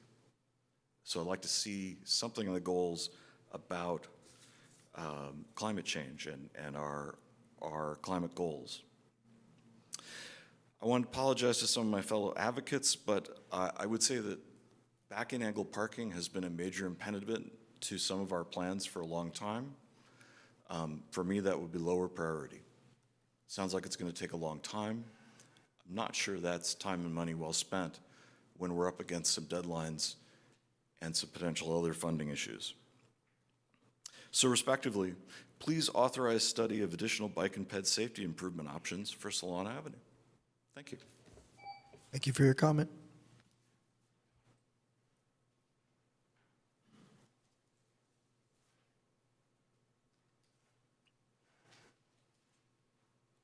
Good evening, good evening, members of the City Council. I appreciate the opportunity to provide comment on the latest active transportation plan updates. I'd like to echo the comments provided by the Albany Strollers and Rollers, especially the points to improve safety along Solano Avenue by increasing street lighting and bulb outs, as well as providing bicycle facilities for people of all ages and abilities. My family lives in Albany, and we're a one-car household, and we bike and walk everywhere to get around town. We visit Solano Avenue multiple times a week, either by walking or biking, and we would visit Solano even more frequently if we felt safer as a family biking along the corridor. Our daughter is 4 years old, and once she can start riding her bike on her own, we want to be confident that the streets that she rides on are safe and accessible for her and other kids like her. City Council must take action to improve the safety for all modes of travelers, especially the most vulnerable. Studies have consistently demonstrated that improving bike infrastructure can have a positive impact on business. Albany has missed several consequential opportunities to improve the safety of pedestrians and cyclists in recent years, including along San Pablo Avenue. Please do not make this same mistake again. Let's follow the data and science and improve the streets for all users. Thank you for your time. Thank you for your comment.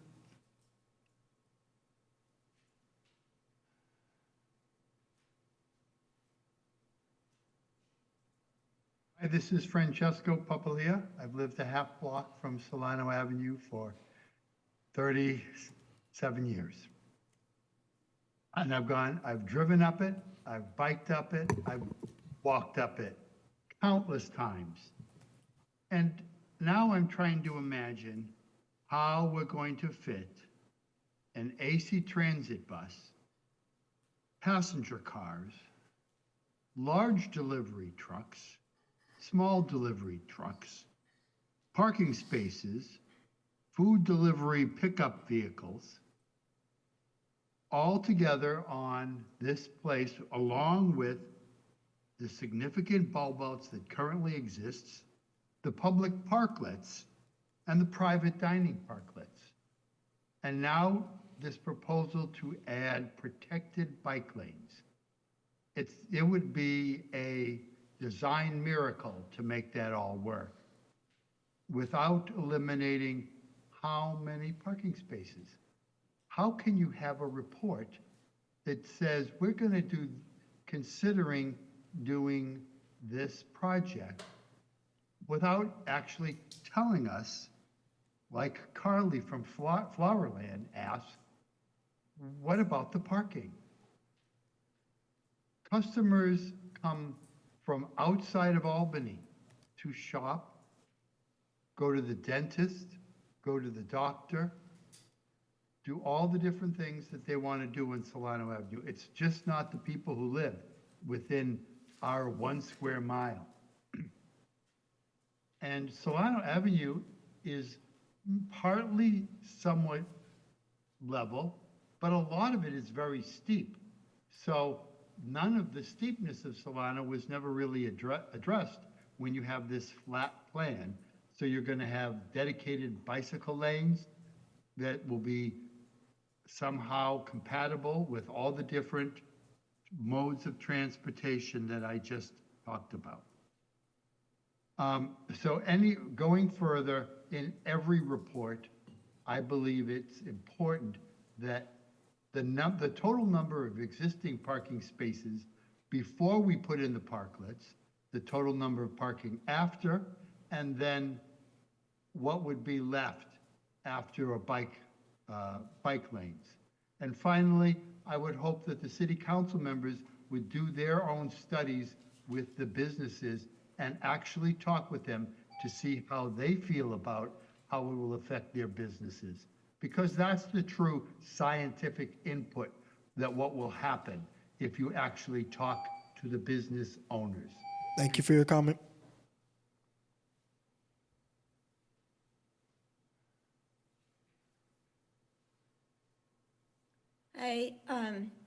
My comments are in line with Goal 2 of the Active Transportation Plan, the safety and comfort. I walk around Albany a lot every day, and I want to thank Samuel, I think you said your name is, the student from the high school, about how dangerous it is, and that's been my experience too. Albany's not a safe place for sidewalk users, especially when you're trying to cross a street like Marin, Solano, and San Pablo, those streets in particular. Every time I take a walk and cross one of these streets, I feel like it's up to me to save my life yet again. I've lost count of how many times I've been crossing a street in a crosswalk, already in that crosswalk, and a car has not stopped, but instead has swerved around me.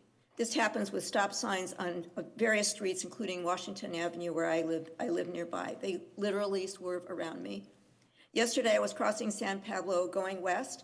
Another person and I waited for the pedestrian signal, then we stepped out onto the street. I've learned that I have to watch for impatient drivers turning right without stopping, so I hesitated. She apparently doesn't live here because she just continued, and a car careened around the corner without stopping and passed right in front of her. She was almost hit, and I saw her face as she watched the car drive north on San Pablo. This happens all the time. I think crosswalks that light up and all the other efforts make sense, but nothing that you do, including increasing a police presence and ticketing people, is going to change how dangerous it is. The atmosphere in Albany is what needs to be changed. It is a rare driver who stops at a stop sign. Drivers honk their horns impatiently. They make U-turns in the middle of Solano. Their faces are grim and stressed and determined not to be slowed down by anything. We need to change the environment here. We need to become a city where drivers are friendly to sidewalk users, where they want to stop, where whatever is stressing them, and there's certainly plenty to be stressed about, doesn't affect their driving. Instead, they're kind, thoughtful, and happy to stop. I've had an idea for many years that I've shared with some of you, and I'd be happy to share it with others. Joseph, in particular, Samuel, in particular, if you're interested in talking with me, I'd love to do that. I've been to cities like I'm imagining. For example, Benicia has a completely different feeling when you go there. The drivers stop, pedestrians are not terrified. We can do this here, but it will take all of us. The city, the school district, the senior center, everyone. We can make Albany a great place to stop. Thank you. Thank you for your comment.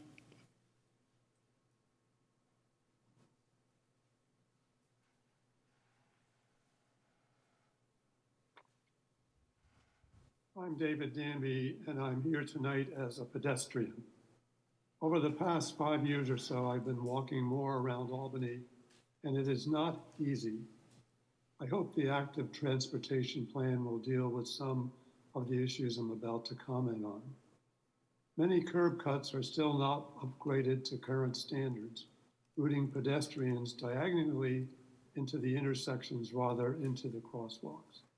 Additionally, the curbs at these intersections can be higher than the standard. Street lighting is not bright enough or in place to provide safe walking conditions during night outings. It is difficult to impossible to see cracks, depressions, ridges, plants, and trees that are not pruned. Although I was aware of these problems and managed to walk carefully in Albany, that all changed last month. While walking around 7 p.m. with my wife, we noticed a street light at the northwest corner of Solano and Nielsen was not working. That made the intersection very dark, and I commented to her and said it was not safe condition, and I wondered why the light had not been fixed. The next night, walking with my wife at about 7 p.m. through the same intersection, Solano at Nielsen, the street light was still not working, and ironically, I fell on the sidewalk, cutting my forehead. There was quite a bit of blood, and I was transported by ambulance to a hospital trauma center. Luckily, the laceration I had did not need stitches, and there was no damage to my head or skull. But I have to ask, why was the light not working? Even with the efforts Albany puts into fixing its sidewalks, it needs to better manage the updates to its sidewalks and add lighting so there aren't so many dark streets. And while I'm on the subject of walking safely, What's the deal on Washington Avenue during heavy rains when the south side of the avenue is flooded continuously from Masonic to Keynes Avenues, and there isn't an intersection you can walk across without stepping into very deep pools and flows of water? Thank you. Have a good night. Thank you for your comment.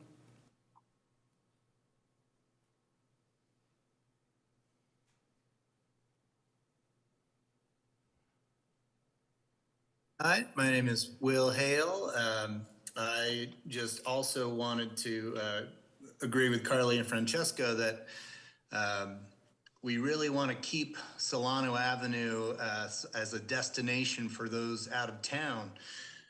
We don't want to limit drivers and delivery vans and those sort of things. I really like that Solano is so walkable, actually, and I would not encourage more bikes going down Solano. The ones that go down now, I actually think cause quite a problem. I think it's great the way it is now, where you can go down Marin or Washington and then cut over to where you want to go on a Solano and lock up your bike and walk to where you need to go. I think that's great. The curb cuts, the parklets, I think those are all great for pedestrians. Like I said, we want to encourage people to go to the restaurants and stores on Solano. We don't want to discourage people from out of the area from coming in there. And as you mentioned earlier in this meeting, the city has a deficit. So we don't want to have any more shuttered stores or restaurants along Solano Avenue. We want to encourage people to come here. Secondly, I think San Pablo, I don't really see a point in encouraging bikes there. I think the current plan as is, where you have the alternate bike routes like on Adams or Keynes, are great.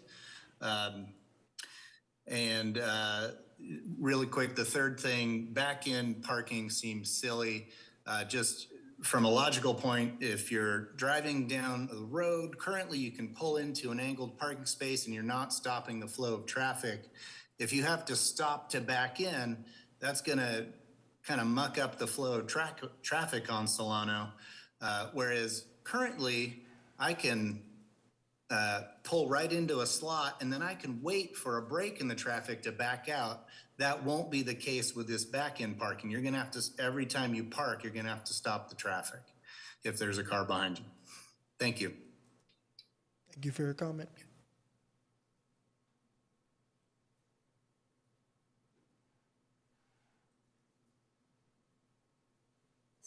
My name is Lucinda Young, and I thank you for the opportunity to speak on this agenda item.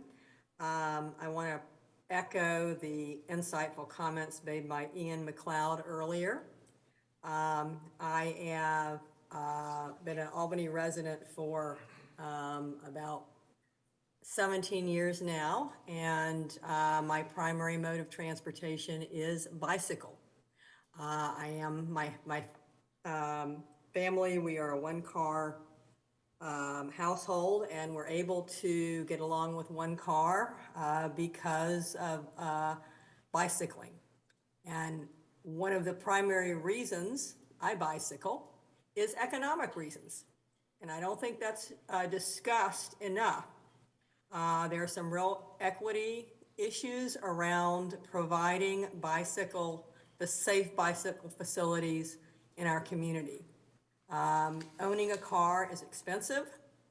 Maintaining it, insurance, and many people are making the decision for economic reasons to use alternative transportation to the car.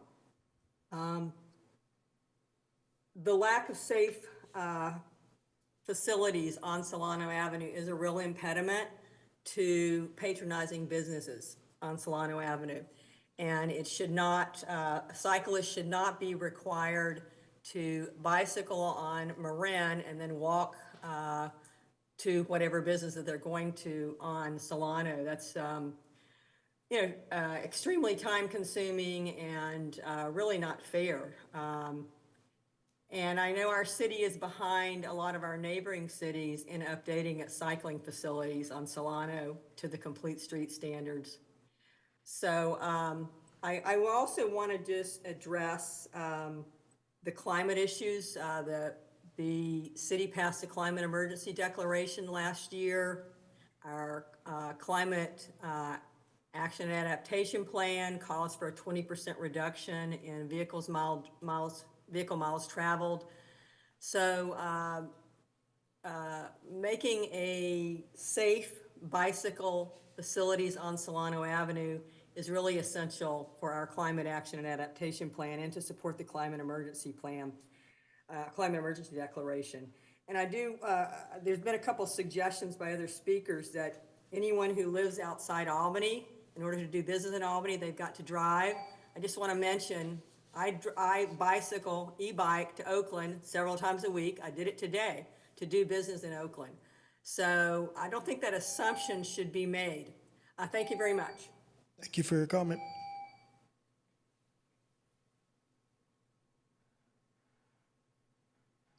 Hi, my name is Brian Martin. I wanted to advocate real briefly for bulb outs on Solano Avenue, wherever they don't exist right now, to help pedestrians cross fewer lanes of traffic. I also wanted to mention that as a resident of Adams Street in Albany, I really appreciate the Adams Canes infrastructure that is being tested and is being modified, hopefully sooner than later, for cycling. In particular, given that the zoning around me has changed in my neighborhood on San Pablo Avenue with with the San Pablo Avenue specific plan and the city's approval of a 207 unit development half a block from me that will be underparked, I guess you'd say. So maybe 30, I think the approved design has 30 fewer spaces than there are apartments. So we anticipate in my neighborhood, a lot of pressure when that's eventually built, or things like it up and down San Pablo Avenue. So having that cycling infrastructure is really important for people to get around, to feel like they can live with fewer cars and no cars. And now that the city has expanded and the state has expanded the region where 0 parking spaces are required for new construction, I think it's important for the city to focus on improving cycling facilities. And on Solano Avenue, we've been hearing people complaining about the structure, the development at 1600 Solano Avenue. I think it's great, and I think it supports the equity component of the housing element, so the development isn't just happening on San Pablo Avenue. But one thing that's going to help people understand that they're being supported in that development is having cycling infrastructure up and down Solano Avenue as new projects are approved with little to no parking, that cycling infrastructure is there. Solano is different from San Pablo Avenue in that the side streets, the parallel streets are long blocks away. So whereas Adams and Canes are short blocks away from San Pablo, along Solano, the side streets are much, much further away. So I encourage the city to really look at improving cycling infrastructure on Solano now that it's been tackling that on Adams and Canes, which I much appreciate. Thank you. Thank you for your comment.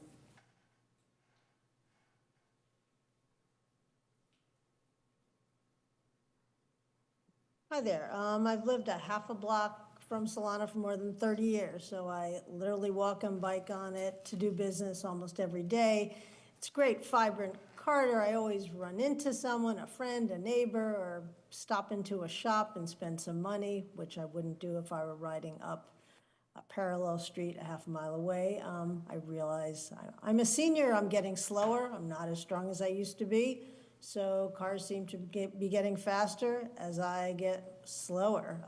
So separated bike facilities are really a plus. My neighbors include a 97-year-old who walks to the top of Solano back every single day. He does not drive. He does all his shopping by foot.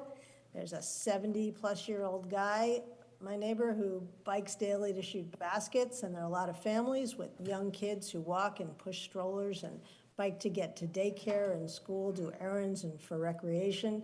So those people like us, people like them, must be able to get around without driving a car, and we can spend our money at local businesses without driving a car. As far as businesses, there are 74 bike racks in Albany. You've probably seen them. They look like bicycles. They're colorful. 55 of them are on or within a half a block of Solano Avenue. And most of them are funded through a partnership between the local business and the community nonprofit Albany Strollers and Rollers. So businesses invested money that way because they recognize how many of their customers, clients, patients, students, and families arrive by bike. So it's incumbent upon the city to facilitate truly safe biking via bike lanes, at least in one direction, to those and the other destinations for residents and visitors of all ages and abilities, not just the strongest people. We're talking about families.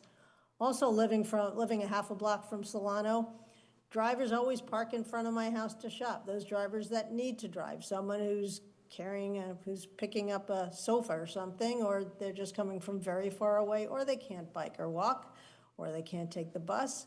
I'm happy when I see them parking in front of my house. It's not my space, it's public, and they're spending money in Albany. I welcome them. So I have no right to tell them it's my space. Come on, spend money on Solano. And of course, walking and pushing a stroller, using a wheelchair, that's the other critical part to the puzzle that really need to be accommodated safely, including in our business district. As a couple people have mentioned, I think David Danby, the state of curb cuts is awful. It routes people into traffic. Let people walk more safely. They will walk more. They will spend more money. They will come to our commercial district. Thank you very much. Thank you for your comment.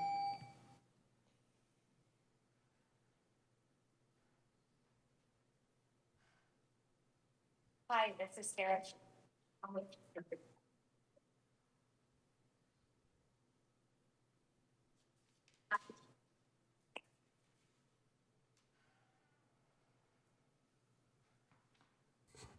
I think we're having trouble hearing you. Could you try one more time?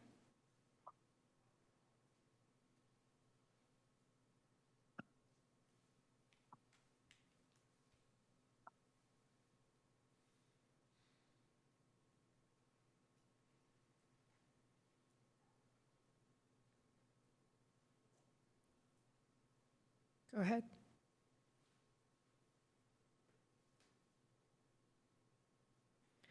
I think we're having trouble hearing from Sarah, so please go ahead and send your comment to citycouncil@albanyca.org. Thank you. That's it. Thank you very much for public comments. And I know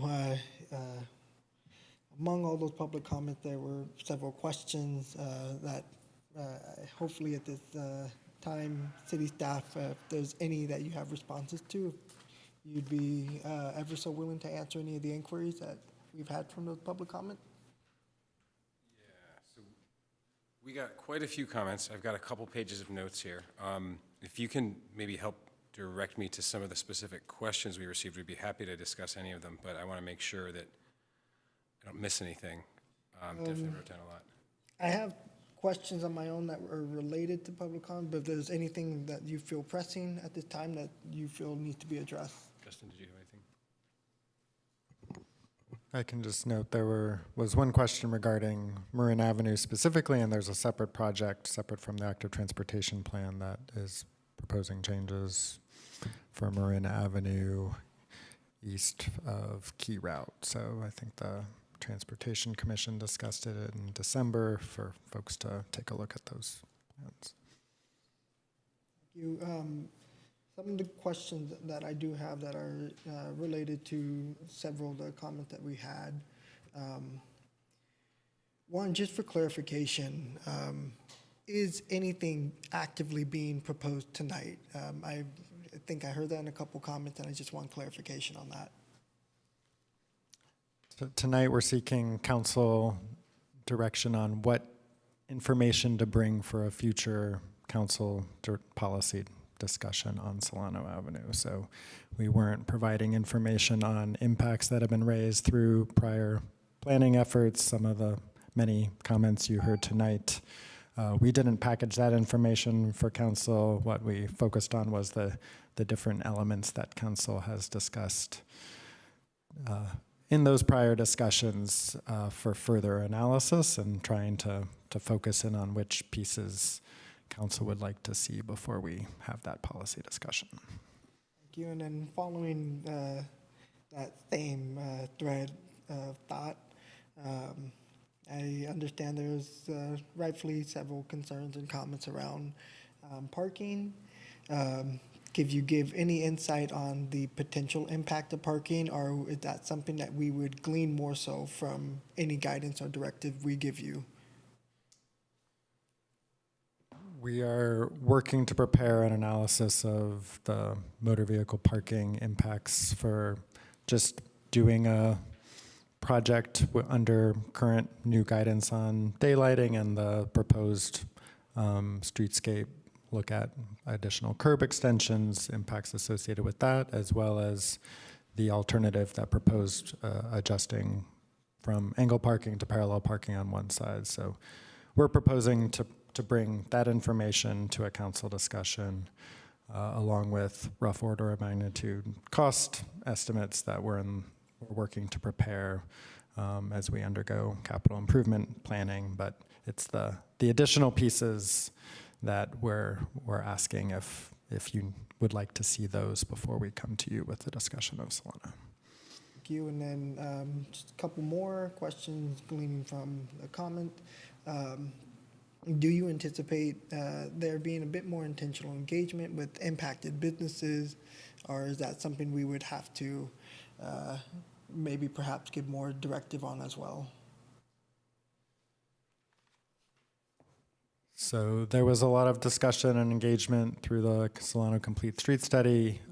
If we're looking at additional options and alternatives in upcoming phase of the active transportation plan, there would be engagement with the business community in that. If we're bringing just the additional pieces that are underway, we would probably look to present those in advance so folks are aware of what the analysis that's coming to council is once we've prepared that. But it wouldn't be a separate planning process unless that's the direction of council. Thank you very much. You answered that second question in the process, which I appreciate. Not seeing anything further that I'm catching that need to be addressed at this moment from public comments. I know there probably is stuff that is missing, surely come up through discussion with council. So at this time, I would offer up council to offer the discussion points, and I'll start with Councilmember Mickey since he's been ever so patient over there on the other side of the screen, and I miss his voice. Thank you, Mayor Lopez. I want to thank staff and the consultant team for coming to us today really and presenting their analysis. And I think in particular asking for us as a council to give some policy direction, or at least what we would like to see seen in this new active transportation plan. I worked on the original active transportation plan. I also worked on the Solano Avenue Complete Streets Plan, which was accepted by council in 2019. And I think I will tell you as part of the consultant team that primarily focused on creating new park spaces and mural locations and the three-dimensional renderings that are shown as shown by staff today. One of the things that I think we felt as a team was there wasn't a strong direction from council. And so I think I truly appreciate the consultant team and staff coming to us as council and asking us to provide more in-depth direction. I think, to be frank, I think we as the consultant team felt a little bit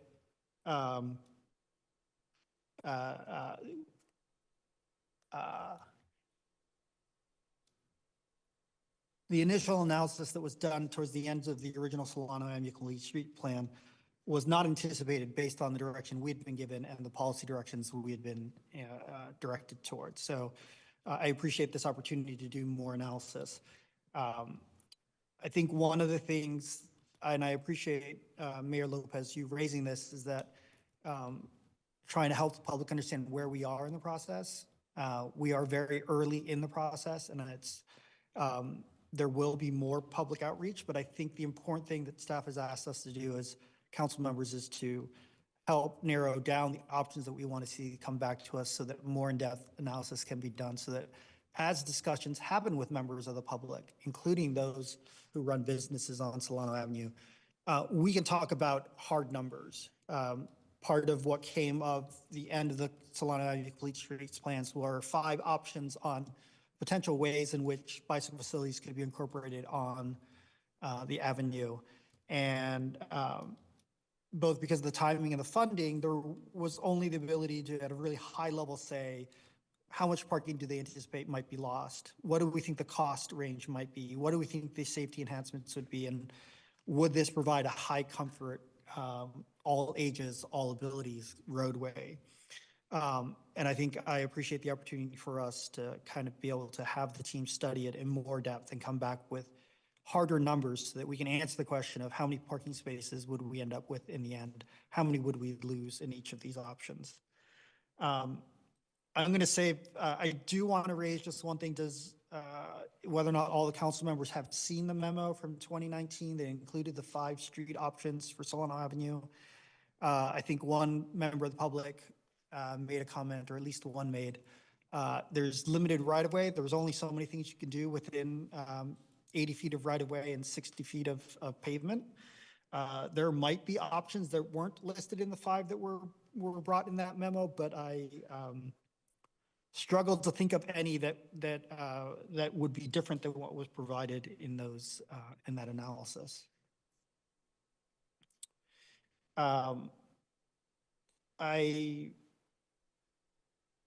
I will save my opinion on the 5 options until later, until after we've had a little more discussion as a council. But I think my high priorities are pedestrians first, improving bicycle access, and making sure that we're still providing a high quality transit corridor. And those are kind of the top 3. And the 4th is a question of parking, right? How do we handle parking on Solano Avenue and frankly on the side streets as well? And I think this is something that over the years has been a discussion point in the community about, generally speaking, parking on Solano and on the side streets. So I think that may be outside of the active transportation plan, but I would hope that part of the guidance from the active transportation plan would be guidance on whether it's a parking permit program that's needed or a business improvement district or something along those lines for the parking. With that, I'll defer to other council members. I do want to talk a little bit about the 5 options that were presented in 2019, but I'd love to hear what other council members are thinking right now. Thank you, Councilmember Mickey, for your input and insight there. I could not wait to hear what you have to share and what you're supportive of. And again, so happy to hear your voice. I'm sure a lot of us got a lot on our mind right now.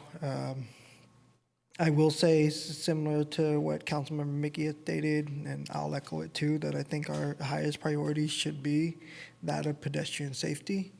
I think we as a community are failing tremendously in that aspect, unfortunately. I myself have witnessed several near misses, young people walking along Solano, trying to get to school in the morning, folk just for whatever reason not paying attention and not being mindful of the commute hours and the time and the tiny humans that are all out and about, but also just the unfortunate competition that people have on sidewalks in the morning and during those rush hour commute times when we have youngsters that feel the safest way and the quickest way to get on the other side of San Pablo going down Solano is riding their bikes or scooters down the sidewalk, and it is in direct conflict with pedestrian safety. And this isn't to throw shade at any of the youth. Unfortunately, that's their only safe passageway to go down Solano. And I can speak from personal experience. When I first moved to the village, I had bought my daughter a bike, and she was excited. But when she seen how challenging it was just to ride a bike across San Pablo Ave, to then get to Solano, she opted against that and instead walks, which I'm super proud of. You know, that she loves walking to and from school every day, except for when it rains. But the point I'm getting to is that we do need to make necessary improvements that should prioritize pedestrian safety first and foremost. And I know in the presentation there was mentions of equity, and it is, in my personal opinion, that we do have a severe issue of equitable access for folks who live on the other side of San Pablo Ave, whether they're walking to get to school or trying to commute to and from work or trying to shop on Solano Ave or even along San Pablo Ave. And so I just want to make sure that doesn't end up existing in the periphery of what we're discussing tonight. That I want to make sure that when we're talking about Solano's when we're talking about direction for Solano Ave, we are taking into account folks who do have challenging ways of access to get to Solano to begin with. And lastly, I'll just state I completely hear and I acknowledge that there are valid concerns of local businesses and advocates for our businesses and the uncertainty around how any potential improvement could impact business. And so I do want to affirm my commitment to our local businesses. I know even before pandemic, even before change in federal administration right now that might impact consumer behavior, that it has been and always has been a challenge for local businesses to stay afloat. And I know that from my own personal experiences.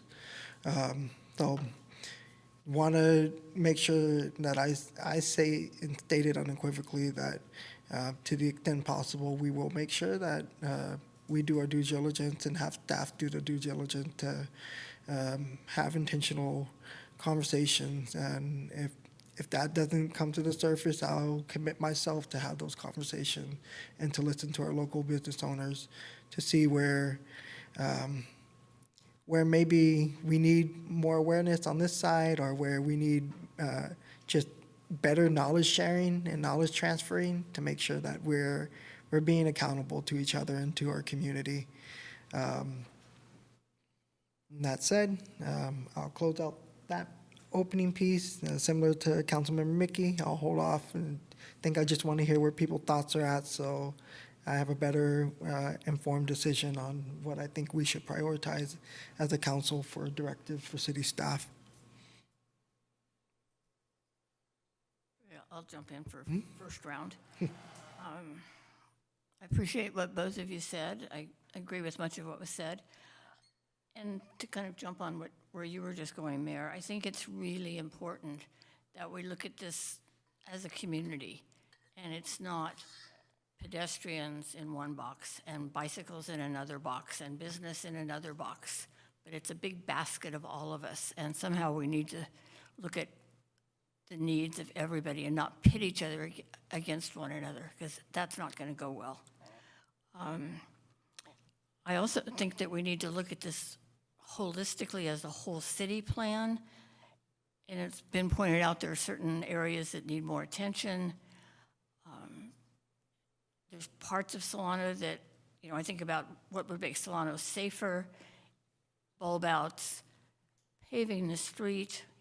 If you're crossing Solano, either just walking across, there are potholes, it's bumpily, it's all kinds of things. It's not safe, it's not accessible. It needs to get fixed, and it needs to get fixed fairly soon. So we need to kind of look at this as, what can we do? How much money do we have? How much staff resources do we have? And what's our timeline? We don't want to just keep kicking the can down the road, which we're actually pretty good at. And to look at other parts of the city. We need lighting throughout the city. That's been said by so many people. I have to agree with Julie and David. I walk a lot. A lot of times when I start my walk, I think, I wonder if I'll get hit by a car today.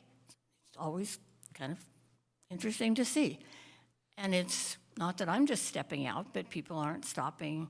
And it's us. You know, we often say, well, it's, you know, it's those other people from other cities. No, it's us. We need to take accountability for our behavior. So as we go on in this discussion, I'd like us to think, where do we need to be investing our money?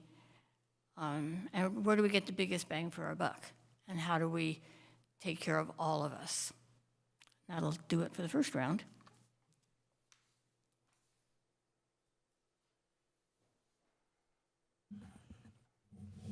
Well, I am thankful for staff and the consultants for the work, and it sounds like analysis of the parallel parking on one side, 60-degree parking on the other side has commenced. I hope that the council will direct that go to conclusion. I think that's a threshold question, just what would be the change in car parking inventory with that. That alternative did come up late in the Complete Streets study that was done, and the genesis of that was to avoid both the back and angle parking matter and to avoid reducing parking. So sort of a compromise alternative, having an uphill motorist separated cycling facility, which would be provided by the space of reorganizing the parking for greater efficiency. The parking on Mid-Solano now is 35 degrees to the curb, which is the least space efficient configuration for car parking pretty much possible. And so by making it more efficient, hopefully, I'm hoping, we'll see, and so I think this is a threshold question, whether the amount of car parking can stay basically the same, plus or minus a few spaces. And if it can't, then I think we need to abandon that earlier rather than later, potentially. But I think we need that information sooner rather than later. And so seeing that information could come forward sooner, I'm eager to personally hope that the council will direct staff to continue on that track and the consultants. I will note that alternative was requested to be studied at a level of detail equivalent to the alternative that was in the main alternative that was in that plan.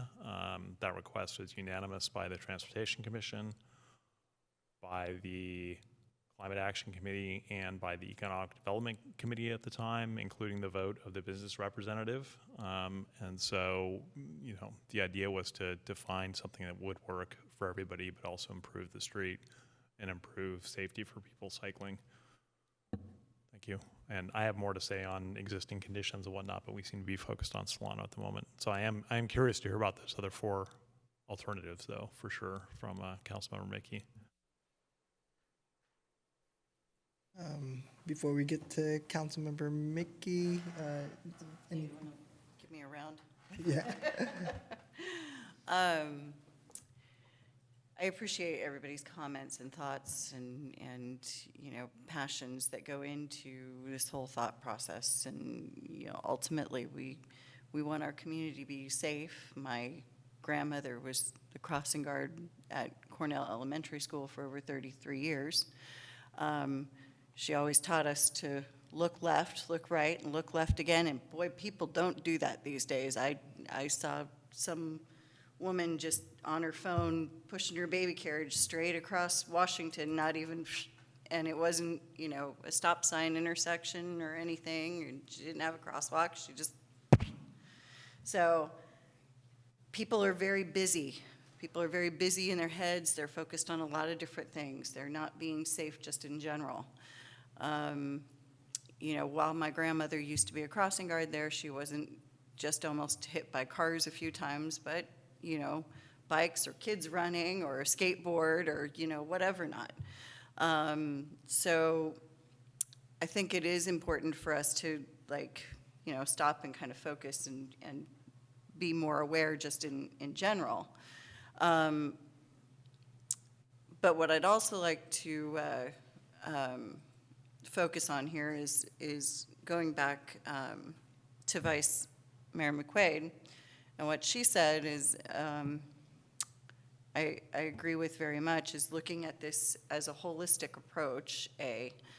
B, like just being logical, like how much funding do we actually have? Our streets are, you know, in tremendous disrepair.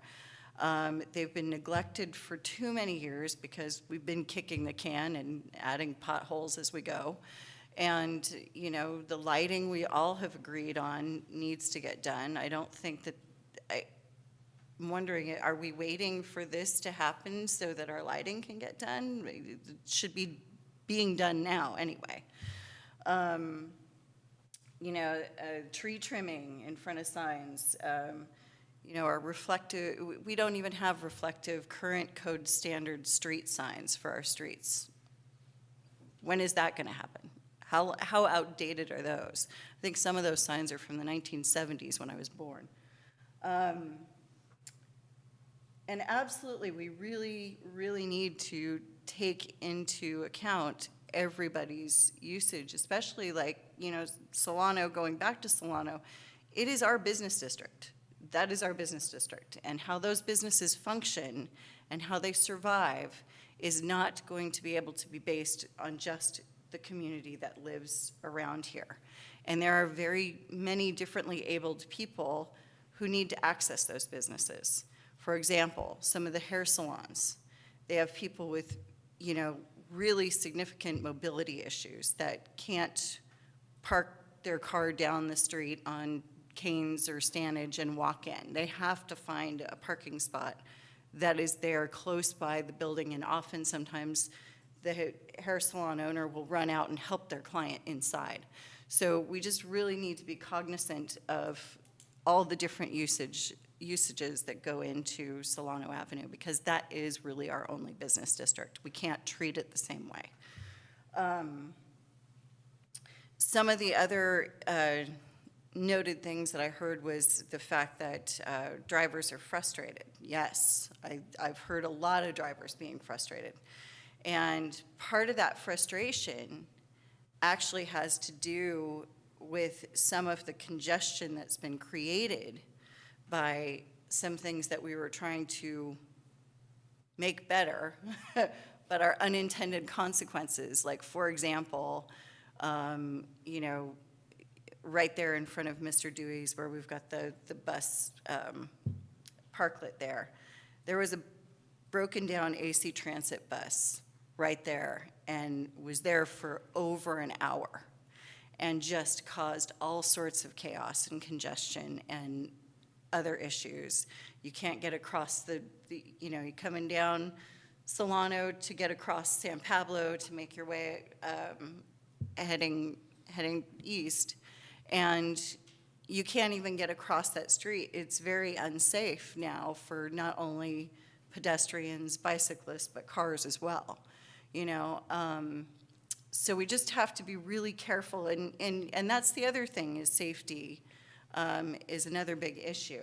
You know, one of the things that has been brought up is have we talked to our fire and police about this? How are they accessing this street? How would any of these changes actually impact their response time?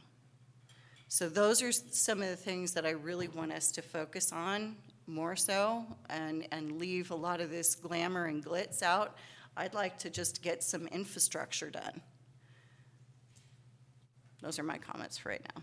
Thank you. And I seen earlier, Councilmember Mickey, you had your hand up. Did you have any response to Councilmember Jordan, or is it a separate comment? I did have a question for Councilmember Jordan. So the uphill separated cycle track, and actually maybe, let me see, can I actually share my screen? Is that possible? Okay. I'm going to backtrack 1 second real quick. So for those of you who don't know, on the City of Albany's website, if one goes to departments, departments, under transportation, you can get to the complete streets, Solano Avenue, Solano complete streets. And this has a record of all the documents that were submitted. The document in particular that I have been mentioning is this one here, the bicycle options memo. bicycle options memo, which will bring you to this document here that's on the screen now. And so this was done late in the process. There were 5 options that were explored. I just want to verify, Councilmember Jordan, is this the street, generally the street cross-section you were discussing, where it's parallel parking on one side, angled parking on the other side, and on the south side of Solano Avenue, it's a separated bicycle facility? Yes, that's the one that is also described in the staff report. Okay. You know, I think I'm intrigued by this idea. That I think the biggest thing that I have with this is the investment that some of our businesses have made on the north side of Solano Avenue into putting in, you know, outdoor parklets. And so that question of, you know, losing there are not that many outside of downtown Solano or lower Solano that have done on the north side, but there are a few. And so in this scenario, those parklets would have to either be, well, they'd have to either be removed or rebuilt because of the space requirements. So I think to me, that is one of the questions that I had about this option 1 was just with the recent changes that we've made in terms of allowing parklets would, you know, for instance, if you did back-in angle parking, and I know you were trying to avoid back-in angle parking, but if you did that on the north side and you did parallel parking on the south side, given that most of our parklets are actually on the north side, back-in angle parking would allow all the parklets on the north side to remain in my general shifting of the right-of-way that we have to work with. But that would be rather different than the option that was presented by staff and presented in 2019. And so I think that's a discussion point about if we would like staff to continue to explore this is more, maybe not exactly studying what I just described, but just an analysis of what the impacts are on the investment that businesses have made on the north side for their parklets. Would you like me to, I mean, I thought about that. I don't know if you want me to. Yeah. So I think there's 3 parklets on the north side, if I have the current count correctly. And that section of Solano that is in Albany, which includes a portion on the north side that many people think is in Berkeley, is, I don't know, maybe a mile long, maybe not quite that long. I'm not inclined to let parklets, which by their permit are rescindable by the city, control the design of the whole street. I think that would be sort of letting the tail wag the dog for sure. And there are plenty of examples of parklets that are built in parallel parking spaces. And so should that be necessary, then that can be addressed as part of the project in one way or another. By the time, if this reconfiguration were to happen, by the time it happened, those parklets would be many years old, so they would have been amortized to some extent. I also know that they were constructed to some degree based on grants from the city, from the ARPA funding. So that's my perspective, is parklets are of a nature more temporary than pretty much anything else that would be involved in reconfiguring the street. And I intentionally in this alternative stays away from the need to do back and angle parking because, again, that in the previous study there was pretty strong sentiment from a considerable portion of the community that back and angle parking was not suitable on Solano, and so this alternative sidesteps that whole question while still providing some safety upgrade for people who are cycling. Can I ask Thank a you, question? Councilmember Gordon. Can you, and I don't know which one of you it'll be, explain why the parallel parking's on the, looking at the screen on the left side and the angle parking's on the right? Could it flip? Is there a reason it's that way? Sure. So Vice Mayor McQuaid, generally speaking, one does not, it is not safe for, it's generally not very safe for bicycle facilities to be in adjacent to head-in angled parking. And so if one were to flip, the head-in angle parking to the north side of the street, which would be the left side, that runs into the same conflict we have today where oftentimes a person backing up is backing up quickly because they're trying to grab that space between cars traveling down Solano, and oftentimes won't see a bicyclist easily. And so it puts bicyclists in a very dangerous position. Okay, thank you. And so in general, that's why backing angle parking is recommended when you're trying to do that next to a bicycle facility. So that, I believe, is the reason why the parallel parking was shown on the north side, because there'd be the shared bicycle facility. And just to add to that, I'm not sure if this addresses your question or not, but the shared facility would be on the downhill slope because the bikes could coast down and be roughly at the speed of traffic, whereas on the uphill side, the bikes would be going at a slower speed. And so that's why that would be on that side. Thank you.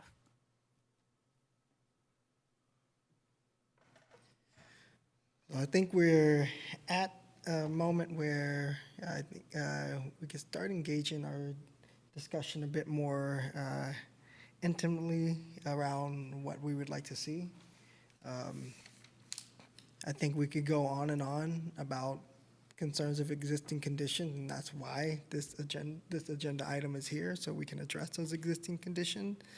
I know we all have our respective anecdotal stories and experiences, and so I don't want us to labor each other with all of that.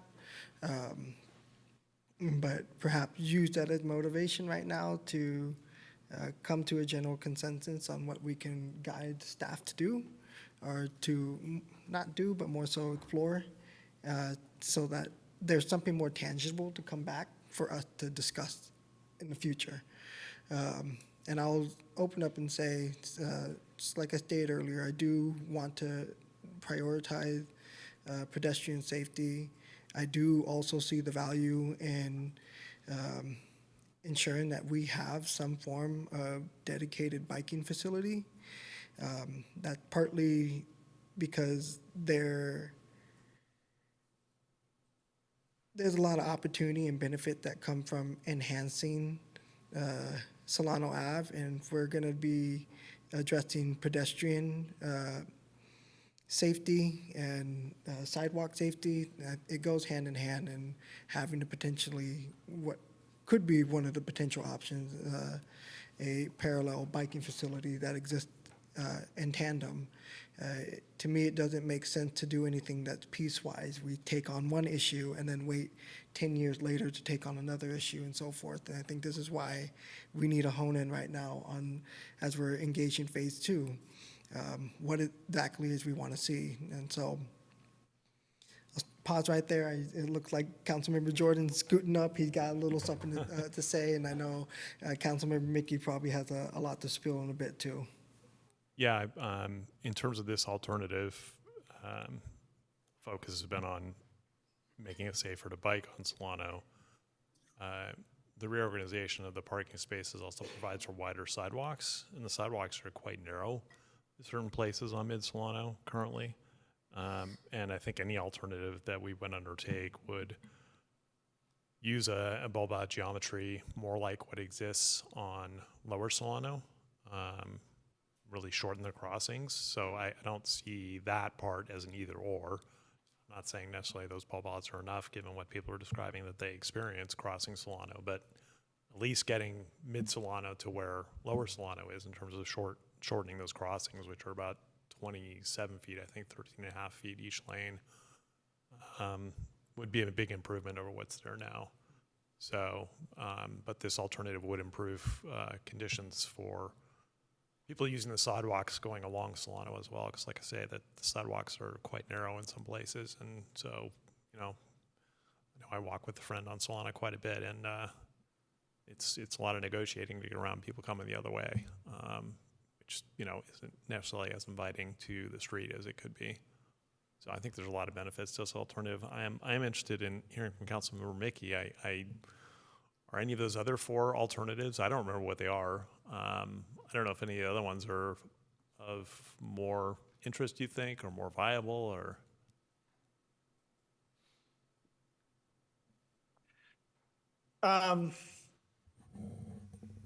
Yeah, I mean, I think that gets to probably my, knowing that this sketch here is being studied or is already intended to be studied, and that we'll be able to react to this, understand the impacts of parking. Seeing something in section is very different to seeing how things work in plan, particularly given that a lot of our streets in Solano, along Solano don't actually line up across from each other. So it will be interesting to see how this translates into plan.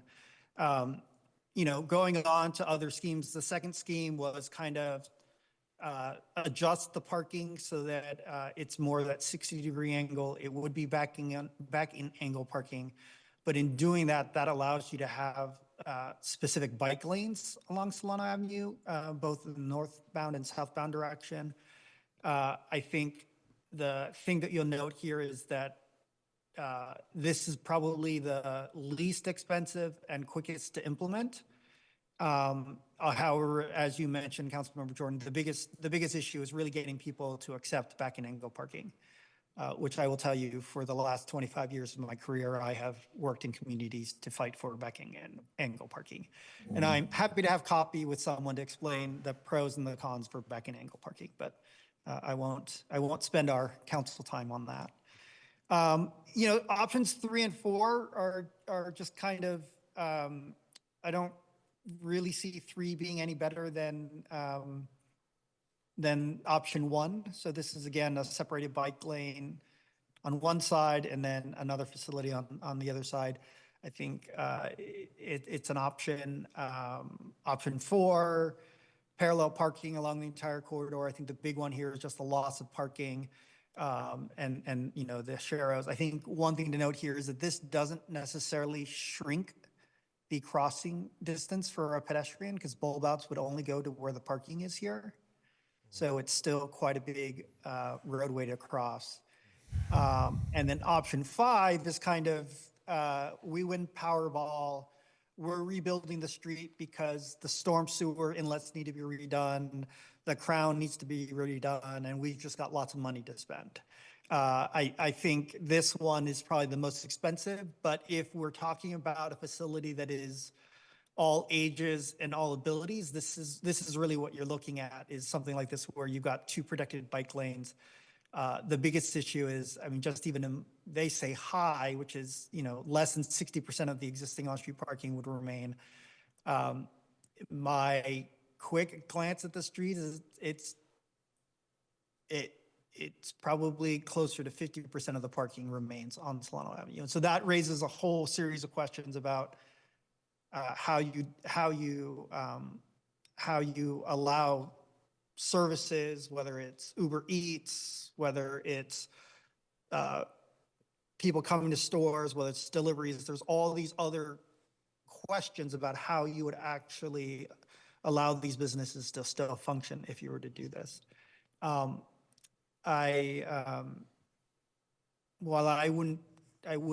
have a lot of questions that come up with this one. I think this one, in some ways, I would love for this one to be explored for us to understand, well, what are we getting if we're losing this amount of parking, right? Well, how much, this could be an incredible pedestrian area and bicycle area. I think I have other questions on the design as well, but I think the cost in terms of parking and deliveries and Uber Eats and loading zones, it's going to have a lot of impacts and a lot of questions that are raised. But this, for all those who have said they want all abilities and all ages, I mean, this is the plan, short of putting a multi-use trail on one side of the roadway. That's the only other alternative that I could think of that really would truly be all ages and all abilities.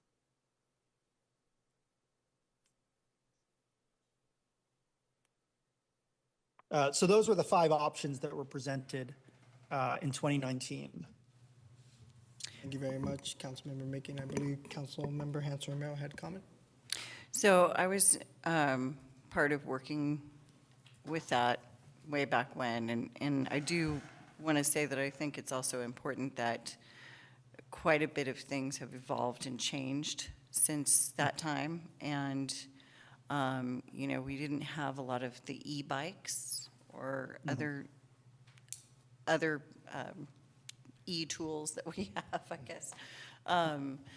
And so I think that we need to have some of that brought into the study. I also want to re-engage with the businesses because we didn't have parklets back then. We hadn't gone through COVID yet. So I think a lot of this stuff really needs to be re-examined. And again, I mentioned,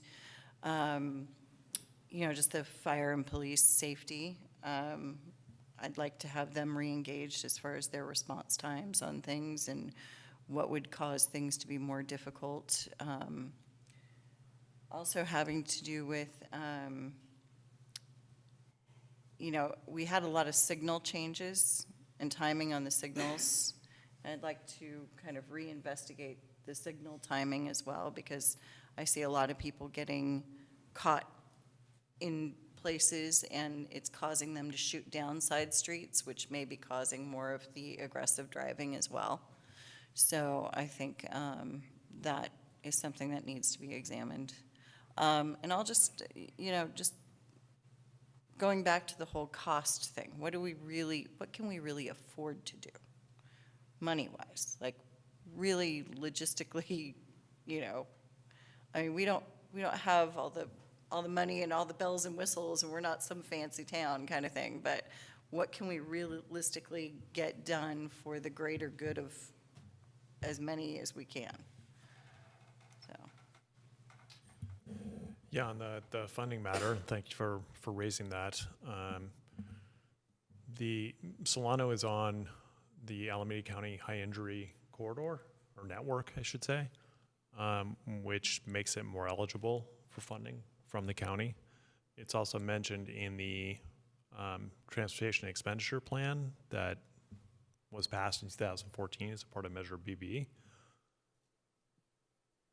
So I think there's a pretty good chance of getting county level funding to contribute towards a project, towards a configuration of Solano.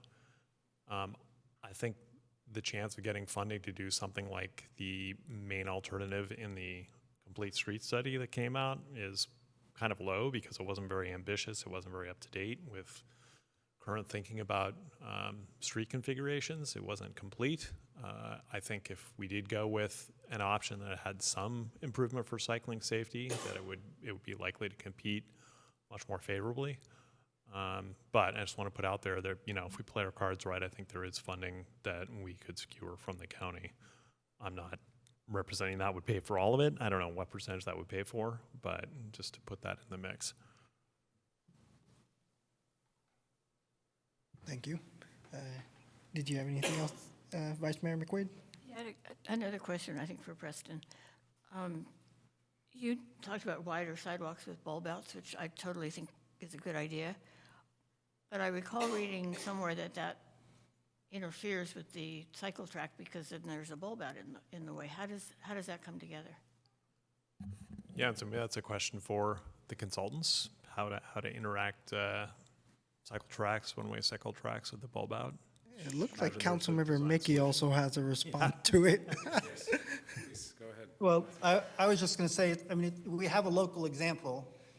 If you look at San Pablo Avenue, there is, between Dartmouth and Monroe, and actually running all the way up to the Gill track, there is a bicycle facility that is not exactly like a bulb out, but I think the intersections could be handled the same way in which that is handled.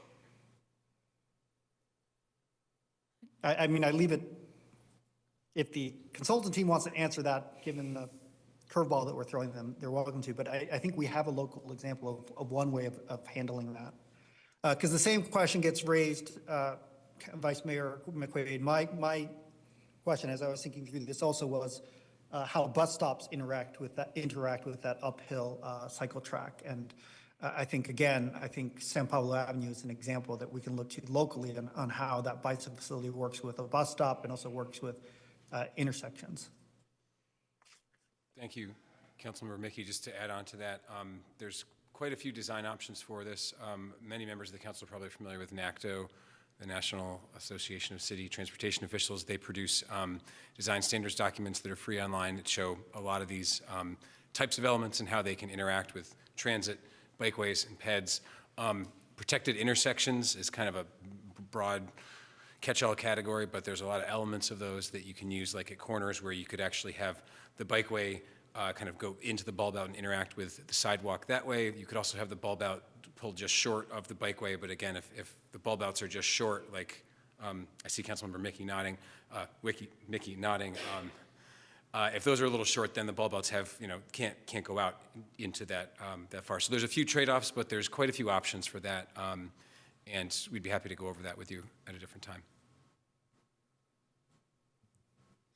So I'm getting the sense that we're getting closer to something that we can come to agreement with directing city staff to do, to come back to us for more tangible discussion. May I just add one thing?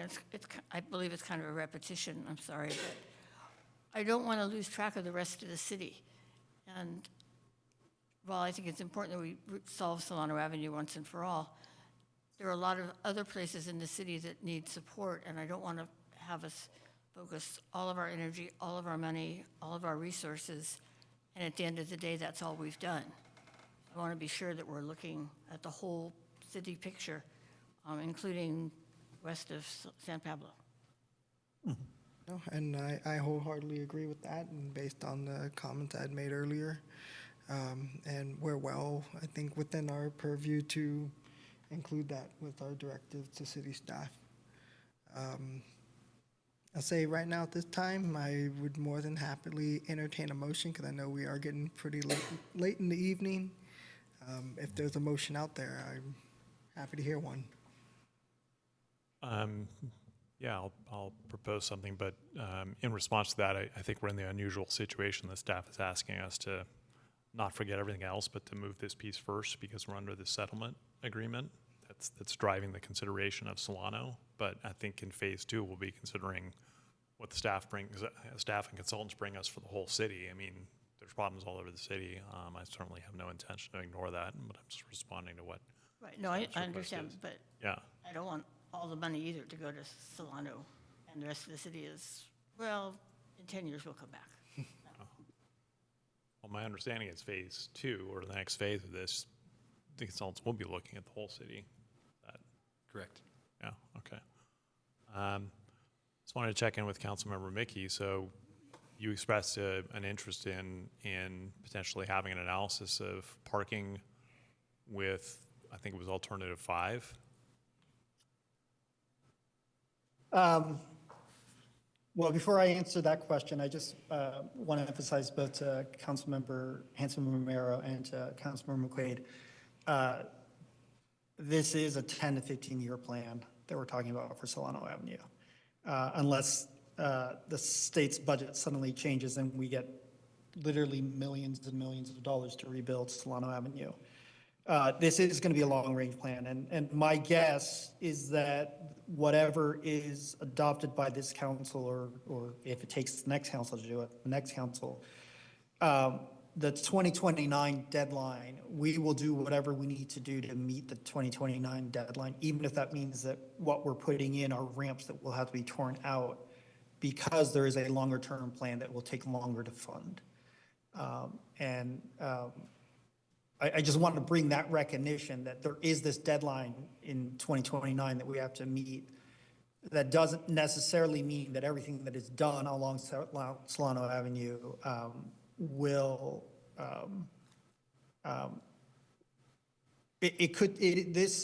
many of these schemes that have been drawn, whether they are the plan that was done in 2019, whether it's option 1 or it's option 5 or something in between, it is on a much longer time horizon than the 2029 deadline.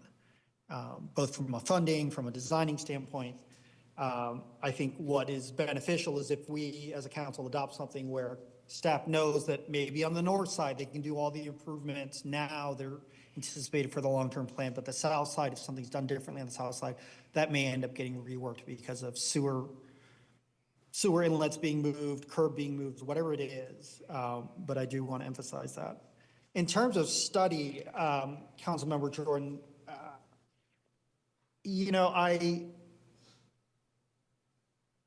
I think we are at a point where it is worth the expenditure of funds to explore an option 5 so that we truly understand what that means, even if it is a plan that we may not be able to move forward with because of the loss of parking. And I would tell you that is my biggest concern, is the parking and loading and unloading, really, the impacts that might have.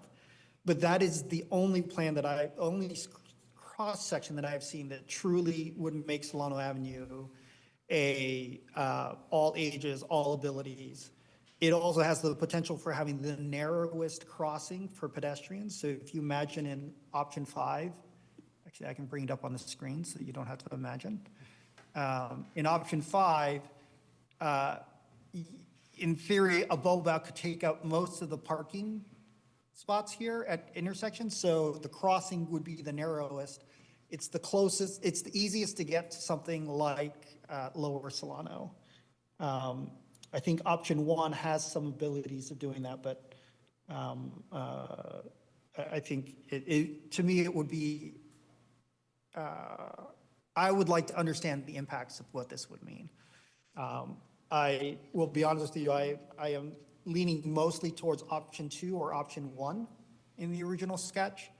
I do have some questions for the consultant team on option 1, but those don't necessarily have to be discussed tonight.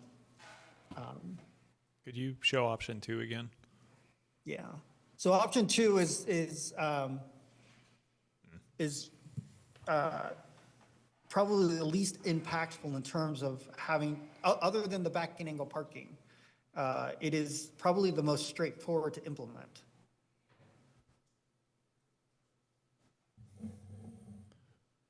On option 5, maybe looking to staff.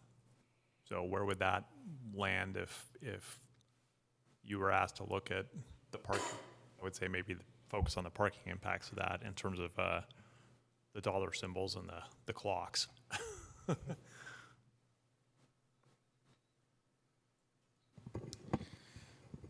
In terms of parking impacts, we would need to look at changing the configuration on the south side. It probably would be comparable to changing it on the north side, but it wouldn't be too much of a, or vice versa, to do that extra side since we're looking at the layout on one side already.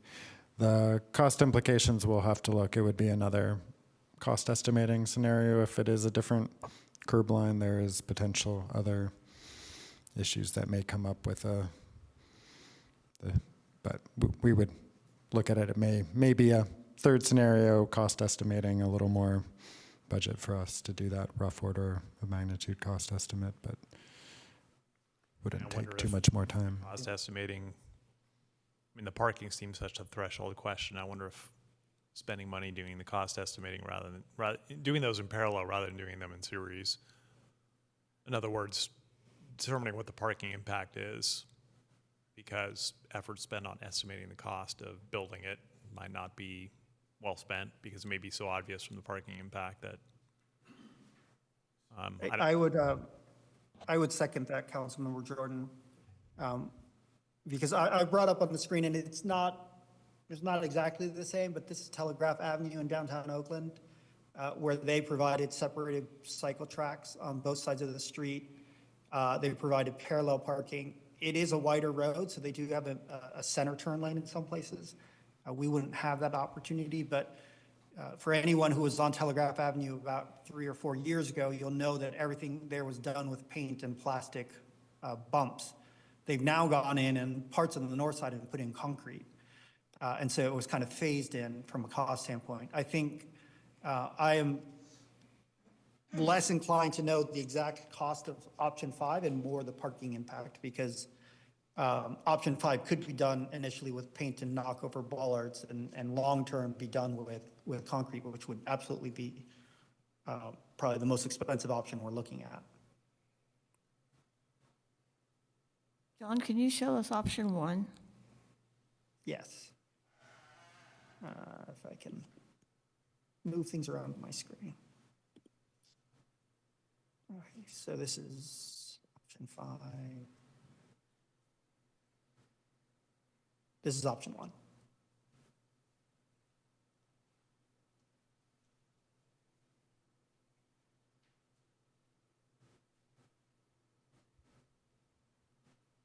And I think one of the things that's not super clear here in terms of the cost is that, as Councilmember Jordan mentioned, oftentimes this is talking about the curb moving, which is expensive because you're dealing with stormwater now. Plus, everything on the south side is very different. But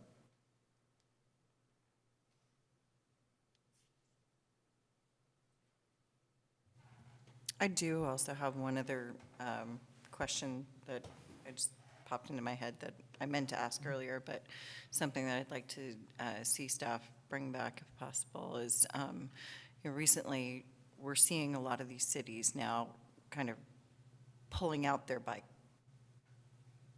areas.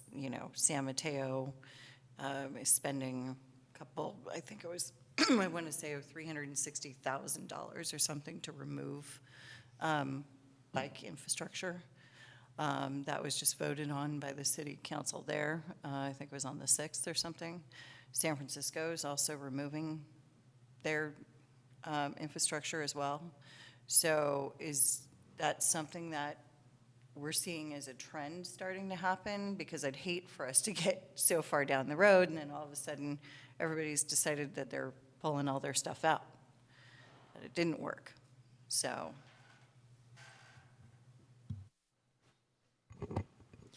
I wouldn't say I see that as a trend. The San Francisco one is not removing the infrastructure; it's changing to a different design.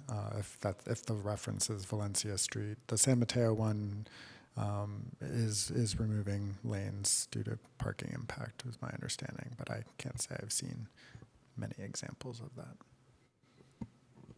And I've just noticed that driving. Sorry, is that? Noticed driving in several, other cities that have put in infrastructure, seen a large loss of parking in certain areas, like near Berkeley High, where virtually all of that parking was removed, essentially.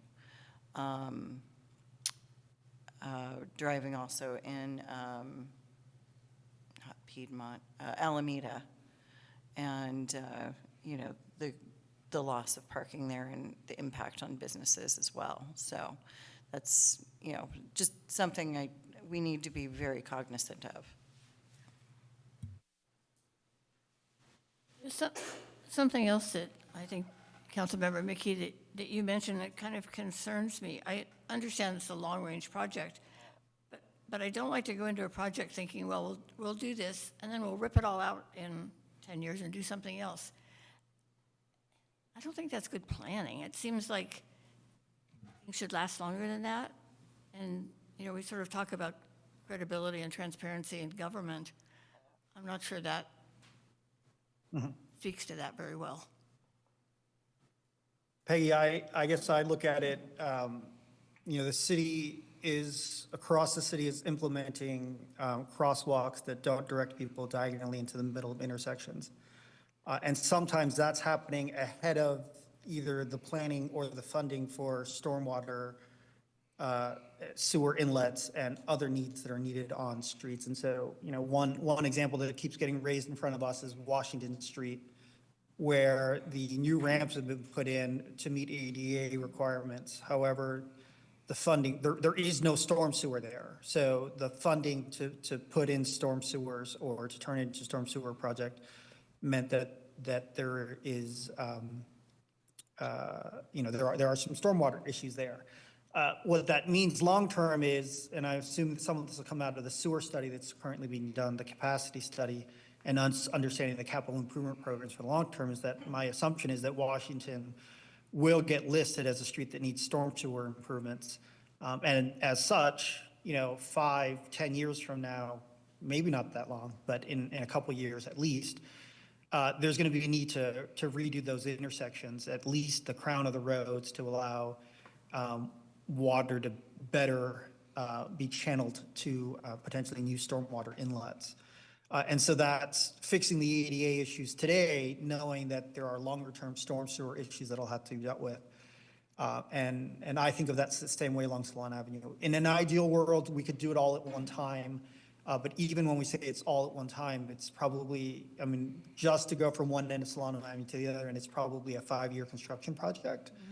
And I don't know if the ADA lawsuit affords us that time. I don't know if by 2029, we have to have a plan in place that says we will upgrade these intersections this way, or if by 2029, we have to have done the ADA ramps. And I guess that's probably a question more for staff. But my worry is that if we have to have the ramps implemented by 2029, the likelihood that everything, all the stars will align and that we won't have to go back and spend some money to finish improvements to the overall Solano Avenue, they may not line up, so. Do we have any clarification from staff around that 2029 timeline? We'll have the Public Works Director. We're bringing out everyone tonight. So the commitment in the settlement is that the curb ramps would be updated 10 years after the signing of the agreement. So that was December 2019, so December 2029. And so I think that's a pretty hard deadline that is really not movable. Thank you.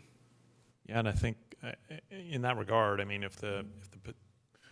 for sidewalk users, if the crossings are to be made as at least as safe as they are on Lower Solano, then the bulb outs have to be rebuilt in their entirety.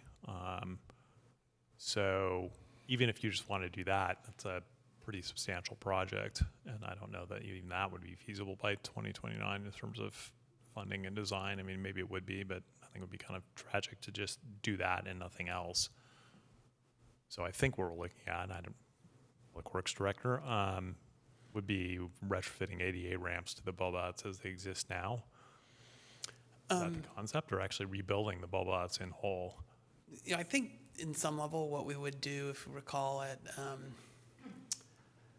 Ventura, as part of the sidewalk program, we ran across a place where we needed to upgrade a curb ramp. I think we upgraded that with the anticipation that this would probably get pulled out and when a larger project. So I think ideally we could get some guidance to put some things in place that would stay. But if we're, from our perspective, guidance to get us going so we can really dig in and figure out where things will be and start making those decisions. But a fallback position would be to upgrade the ramps as they are and then down the road deal with it with any sort of larger improvement.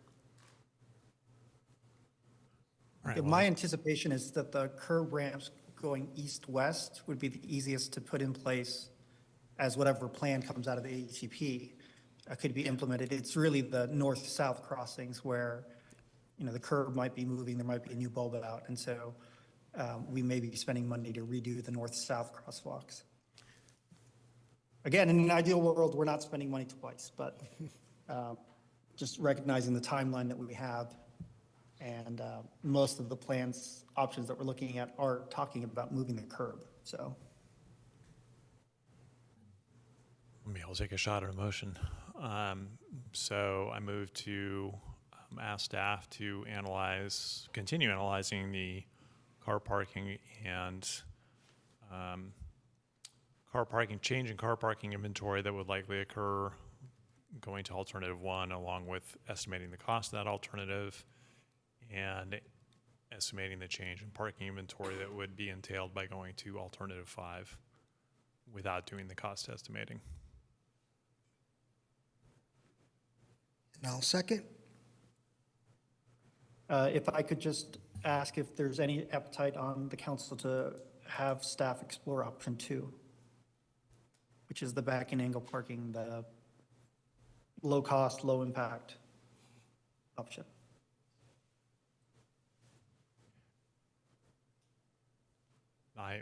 Yeah, I mean, given the reaction to backing angle parking previously, I'm not inclined to pursue that. Plus, it doesn't actually really, it's not as substantial as an improvement for cycling safety as well, so. All right, we have a motion and second. City Clerk? Councilmember Jordan? Sorry, the only counter I would make to that, Councilmember Jordan, is that it is the one that is most likely to keep the same amount of parking that is on the street. And it is also, assuming one can overcome the backing angle parking, it is a safer situation than what is currently on the street today. I mean, AAA does recommend that all angle parking be back in angle parking, but that insurance industry finding carried no water in 2019 with the community. So kind of feel like that alternative has been looked at and dismissed by the community in 2019. So. Sure. So just before we vote then on this, just to clarify then, that would also be directing staff not to study back in angle parking as a demonstration project, or? Yeah, that's not included in the motion. Yeah. Just so all council members know what they're voting on, because I mean, if we're not showing an option with a backing angle parking, then there's no reason to do a study on a demonstration project. I mean, depending on what comes out of, if this motion passes, the studies that it asks for, then maybe backing angle parking comes back as a consideration. But I think at this stage, given that I think it was 1 clock and $1 sign, or maybe $2 signs, I'm interested in getting information back faster, so that we can actually, iterate potentially on this if we need to. Hopefully we don't have to, but if we have to, then let's get something done more quickly. And I think we can get done more quickly. Okay, I'm good. The answer is yes. What's the question? The motion, she called on me a while back. I do appreciate you exploring all of those options and being the least amount of impacted parking and stuff like that. I appreciate that. I just have my doubts also with the costs and to set up a set, which I do feel like we should always let's map it out and see how it actually functions. I do like that part, but yeah, I think I'm still also very nervous about back in parking, especially having my own backup camera glitch and run into a car. First accident in over 25 years.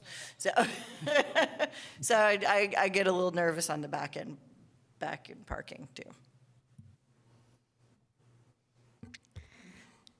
We're not studying it, right?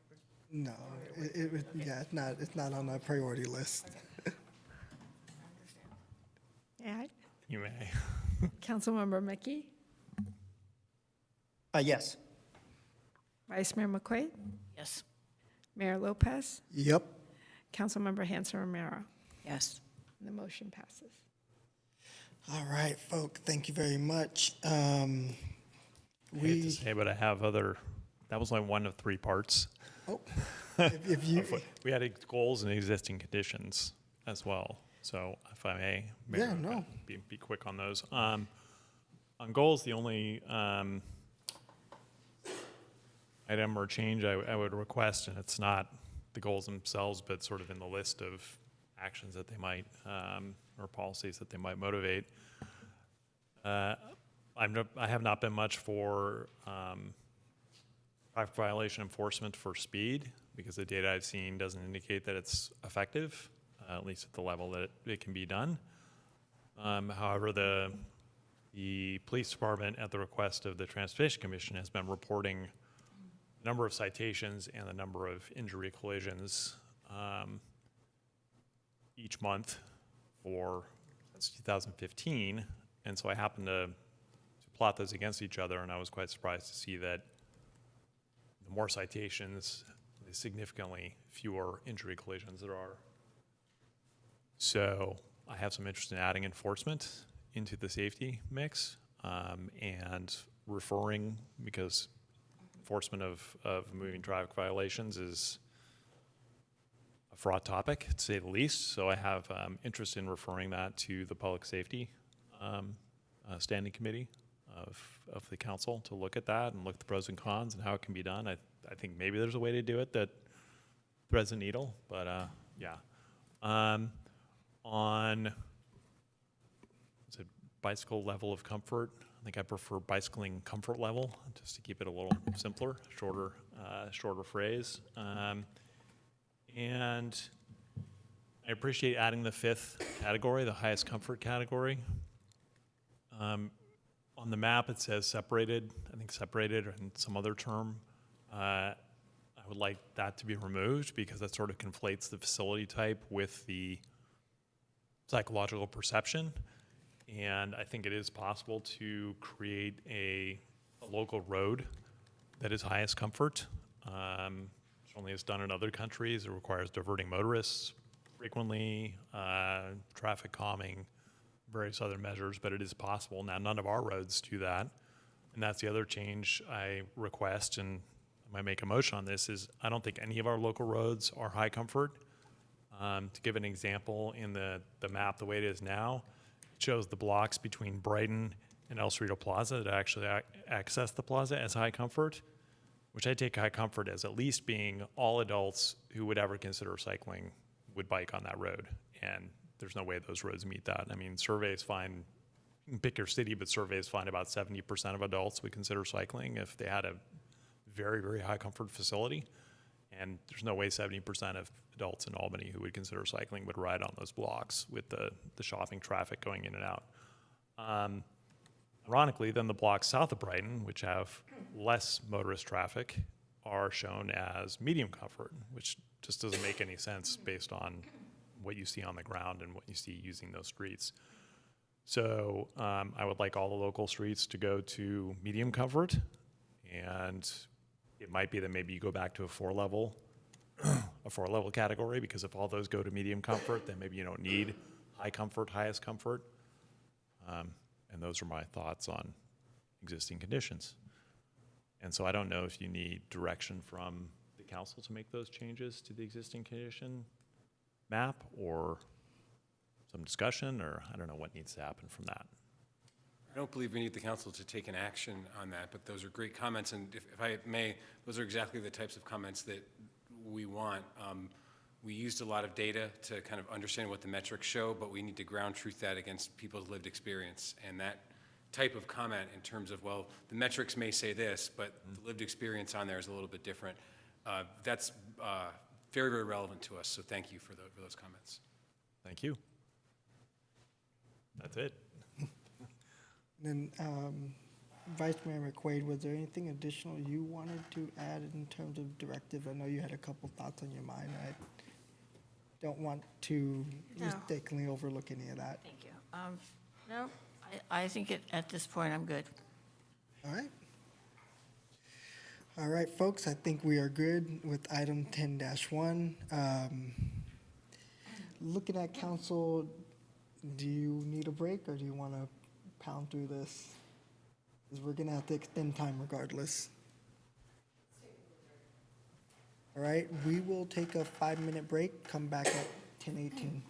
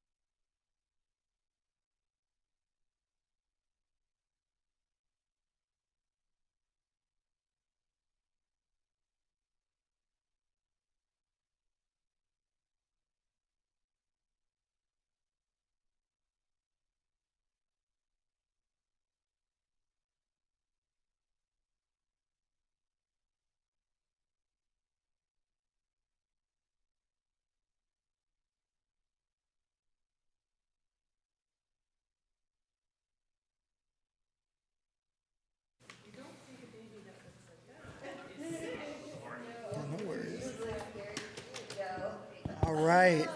Calling the meeting back at 10:22. We are close to that 10:30 timestamp. I'm looking for a motion to perhaps extend this. So to 30 move. minutes. Oh, you need a time. 10:50. 10:50. Second. City Clerk?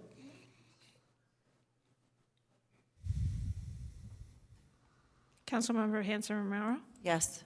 Councilmember Jordan, Yes. Councilmember Mickey, Yes. Vice Mayor McQuaid, Yes. Mayor Lopez. Yep. The motion carries to extend the meeting till 10:50, including all the rest of the items. Yes. Thank you. All right, folks, thank you for being willing to stay up late with each other again.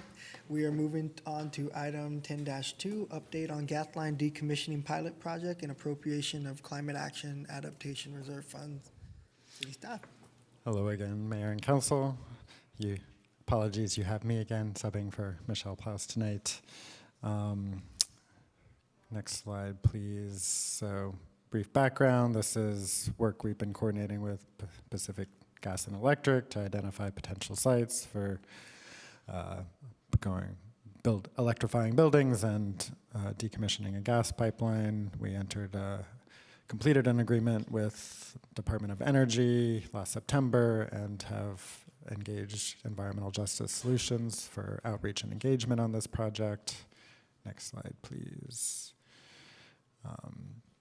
The community outreach is the first phase of the project. Then we'll proceed into electrification assessments, go into mapping out how we would deploy to do the installations, how we would structure agreements with building owners and deliver a project, and also reports and useful shared knowledge with other jurisdictions and policymakers for lessons learned for the project, and with the idea that then a upcoming phase subsequent to this project would do the construction of the electrification. Next slide, please. So attached to the agenda packet was an outreach and engagement plan that was prepared by our consultants. It focuses on several strategies for targeting communication to different audiences, working with community anchor organizations, doing before and after surveys, and a range of different outreach events or tactics, one-on-one follow-ups after doing community workshops and door-to-door engagement. Next slide, please. So that plan was provided in the agenda packet. The other piece we're looking for direction for council tonight is there was an executive order, 14154, that's really halted flow of federal funding related to Inflation Reduction Act and Infrastructure Act projects, including this funding source. The only communication we've gotten to date so far is canceling of our check-in meetings and that they're reviewing new information. So we don't have any direction to change what we're doing, but we don't have access to payment to get reimburse project expenses at this point, and know that there's been lawsuits filed and judge orders and lots of uncertainty over when and how the funding would resume, or if it would resume at this point. So we're coming to you with looking at direction on should we continue this project and looking for how we would allocate current funding to do that to keep it moving. Next slide, please. So the staff recommendation is to utilize the Climate Action and Adaptation Reserve Fund, funded through Measure DD, that currently has a balance of $143,000. We would still hope that the funding would be reimbursed by Department of Energy and replenish that, but we can't be certain. We could bring back when we do have communication or additional information back to council. But at this point, we're at a point where we have a deliverable from the consultant and need to decide whether they should proceed with this work. So with that, our recommendation is to receive this plan and to adopt Resolution 2025-07, authorizing the appropriation of $125,000 from the Climate Action and Adaptation Reserve Fund for the gas line decommissioning project. And with that, I'll happy to answer any questions. Thank you very much. Just one quick question from me. I know that the request for 125,000 and the current budget right now in that fund is 143,000 and a bit north of that. If we're unable to get reimbursement from DOE, does that impact any other future program projects? What is the impact of us allocating 125,000 out of that fund? It is a reserve fund, so you do have access for it to go towards other programs or projects. It is identified for climate action, adaptation work, and so there are other projects under development that, you know, we could look to that funding source to fund. We have been doing through general fund, our our heat pump rebate program.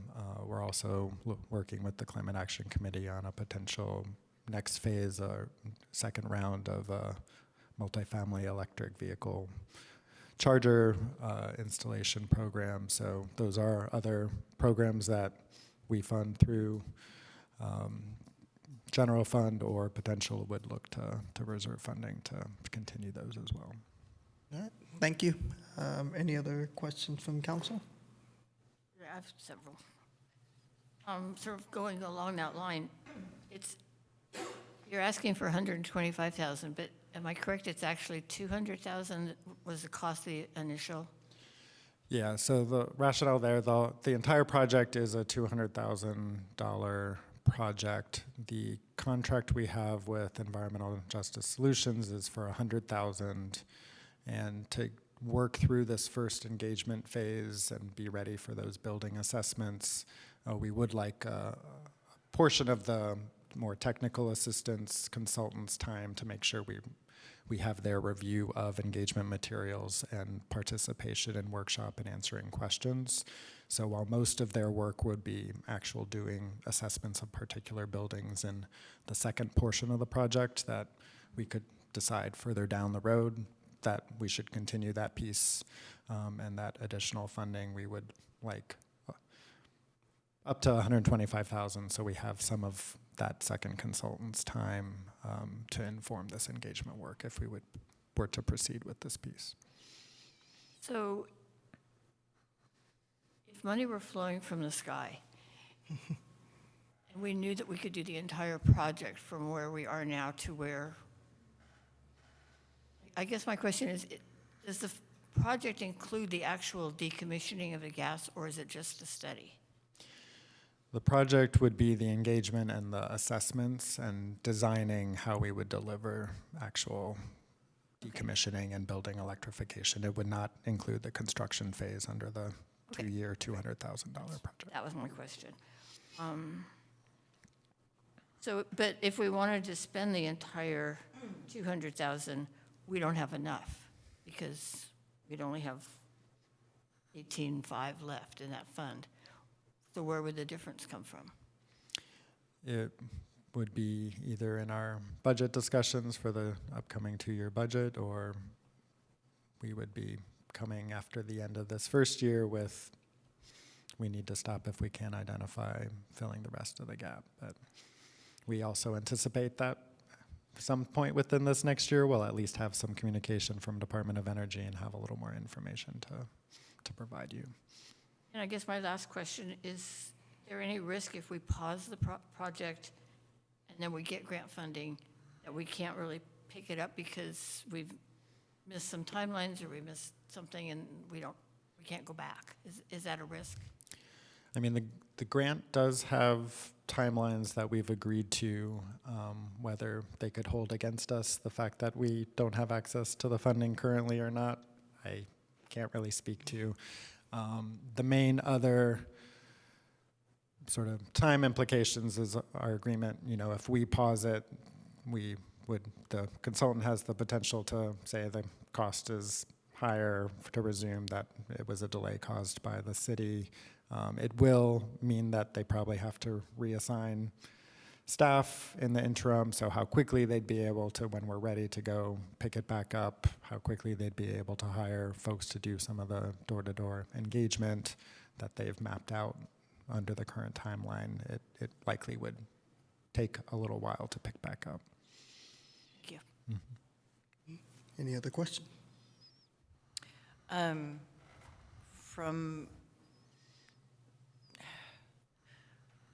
guess what I'm trying to figure out is what else could we be doing that might be a greater impact for us in the short-term goals of things, knowing that we are in a climate crisis, knowing that I've heard from many, many people across town that their primary real focus right now is to look at getting more car charging stations because we just don't have those options built in. And seeing more and more people take more advantage of, the heat pump rebates and I almost feel like we're getting more traction there, and maybe it's not a bad idea to kind of pause this and let some other stuff because I'm also hearing that there may be more programs coming from the county that would cover the decommissioning. Again, the programs that we have in the queue and that we have had funding from the same source in the past few years has been the heat pump rebate that has had a lot of participation over the last couple of years, and the multifamily electrical vehicle charging. So those are both projects that could look to similar funding source. Michelle might know more about things that are coming down the pike from the county. Separate from the construction phase, that would be a future phase. This would be providing full building assessments for the target sites, and so would provide pretty tangible information for a range of folks to advance electrification of their buildings. But it would be more in the planning information phase versus installation. All right. Thank you. Further action is to accept the plan, and I had some questions about that. Schedule on page 13 states phase 3 is to commence in 2026, a full year after phase 2 ends in 2025. Is that right? Or is that a typo? Or is there something happening in between those two phases that isn't in that schedule?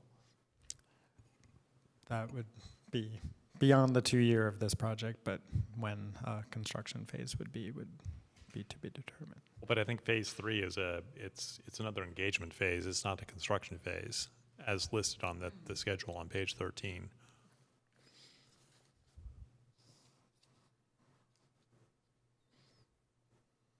It's like a second outreach phase or something. I don't have it right in front of me now because for some reason the net's not working for me tonight. I don't know if you could bring it up on screen or. It's late, so let me short circuit this and say, I think it would be useful to have a Gantt chart. I found it very hard to follow what was going on in prose. So phases 1 through 3, outreach are described in a section, and then electrification assessment is described in a section titled phase 2. And so it's just very hard to figure out like what is going on, when is it going on, what are all these phases, why is there a year between? So there you see phase 1 ends basically July 2025, and then phase 3, what is phase 2? There is no phase 2, and then phase 3 starts in August of 26. So it's just very hard for me to follow. So when we get to it, I'm not unamenable to accepting it, but I will probably make a motion to include a Gantt chart so that it's more clearly laid out what's happening. That is my question. That last survey is supposed to be sort of end of project survey to measure changes in opinion or feedback over time. I think that's why it's so much later, but we can make sure to clarify that the phasing terminology and timeline is clearer. Thank you. Appreciate that. Thank you. Not seeing any more further questions from council. We'll move on to public comments.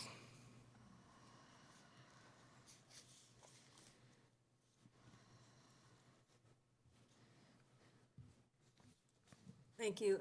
This is Lucinda Young. I'm a member of the Albany Climate Action Coalition. When we received this grant, we were very, very excited about this project.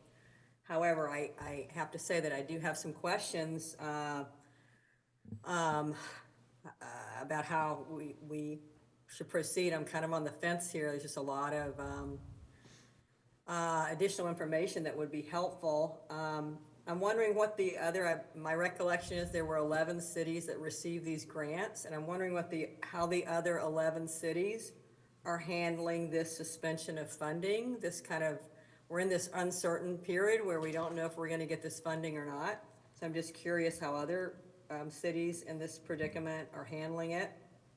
And I am wondering, does it make sense for us to explore funding from other sources? I don't have details, but I recall that Oakland, Nick Peterson, who is one of the co-founders of Albany Climate Action Coalition, has more information about this. I'm not sure if he's here tonight or not, but our understanding is there's a block in Oakland that has a gas decommissioning project similar to this, and the funding has come from PG&E and from the state. So my question is, are there some other funding sources out there so that we don't or may not have to use as much or all of these DD funds? And I have the same concerns that some other council members have expressed tonight. I'm excited about this project, but there's a lot of other stuff that we can do with these DD funds. We don't have any public EV chargers. The heat pump HVAC program could be expanded. We don't have a heat pump hot water rebate program. Some cities do. We could do some more multifamily EV. So I'm just, as wonderful as this program is, I find myself questioning, is this the best use? It's a lot of money. Is this the best use of the money here?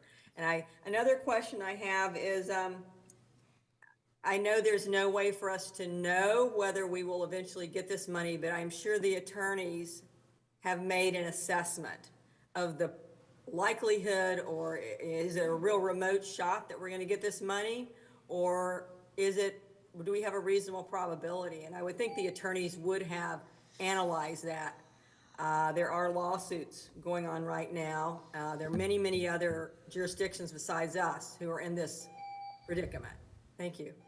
Thank you for your comment.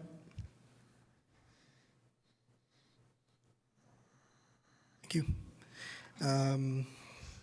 Well, based on that, it looked like we have one more, City Clerk.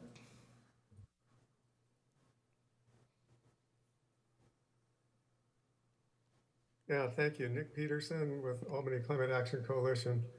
I'll get to the Oakland project in a little bit that Lucinda mentioned.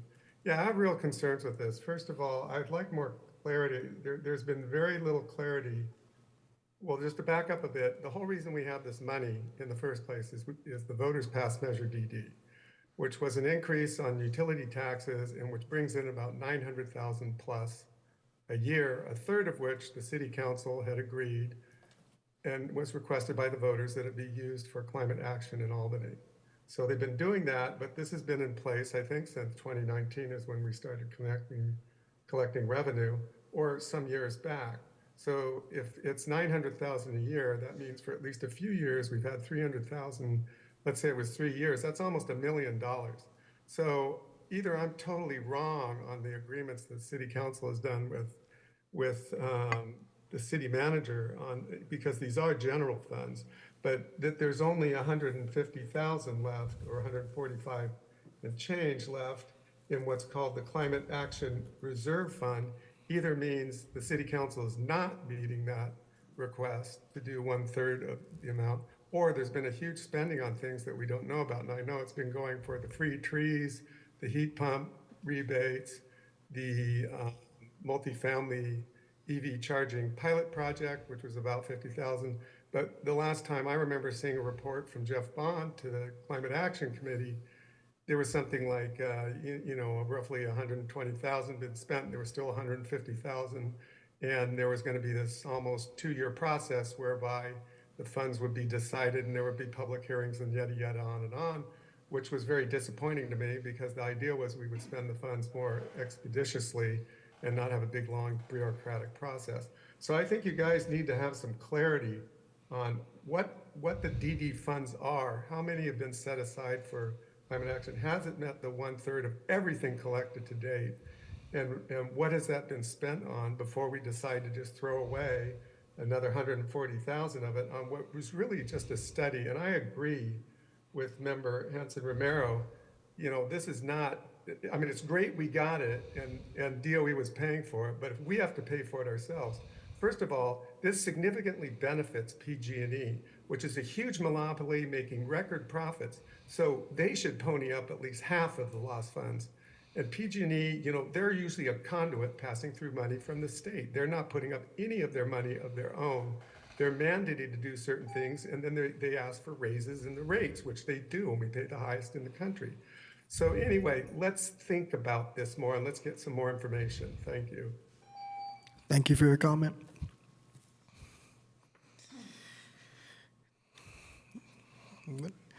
Do we have any responses to any of the inquiries from public comments?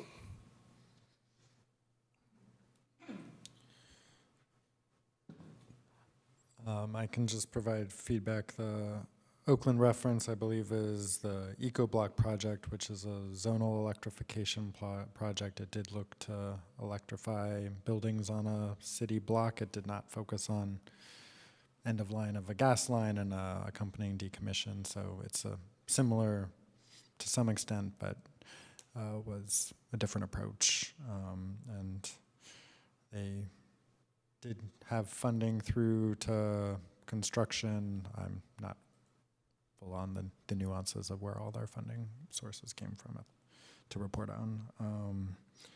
And then just to clarify on the funding side, what we're referencing is the reserve fund. That's the money that the council allocated to the reserve fund for use for this purposes. Other climate action funding that's attributed to Measure DD is through the operating budget. So that's the distinction.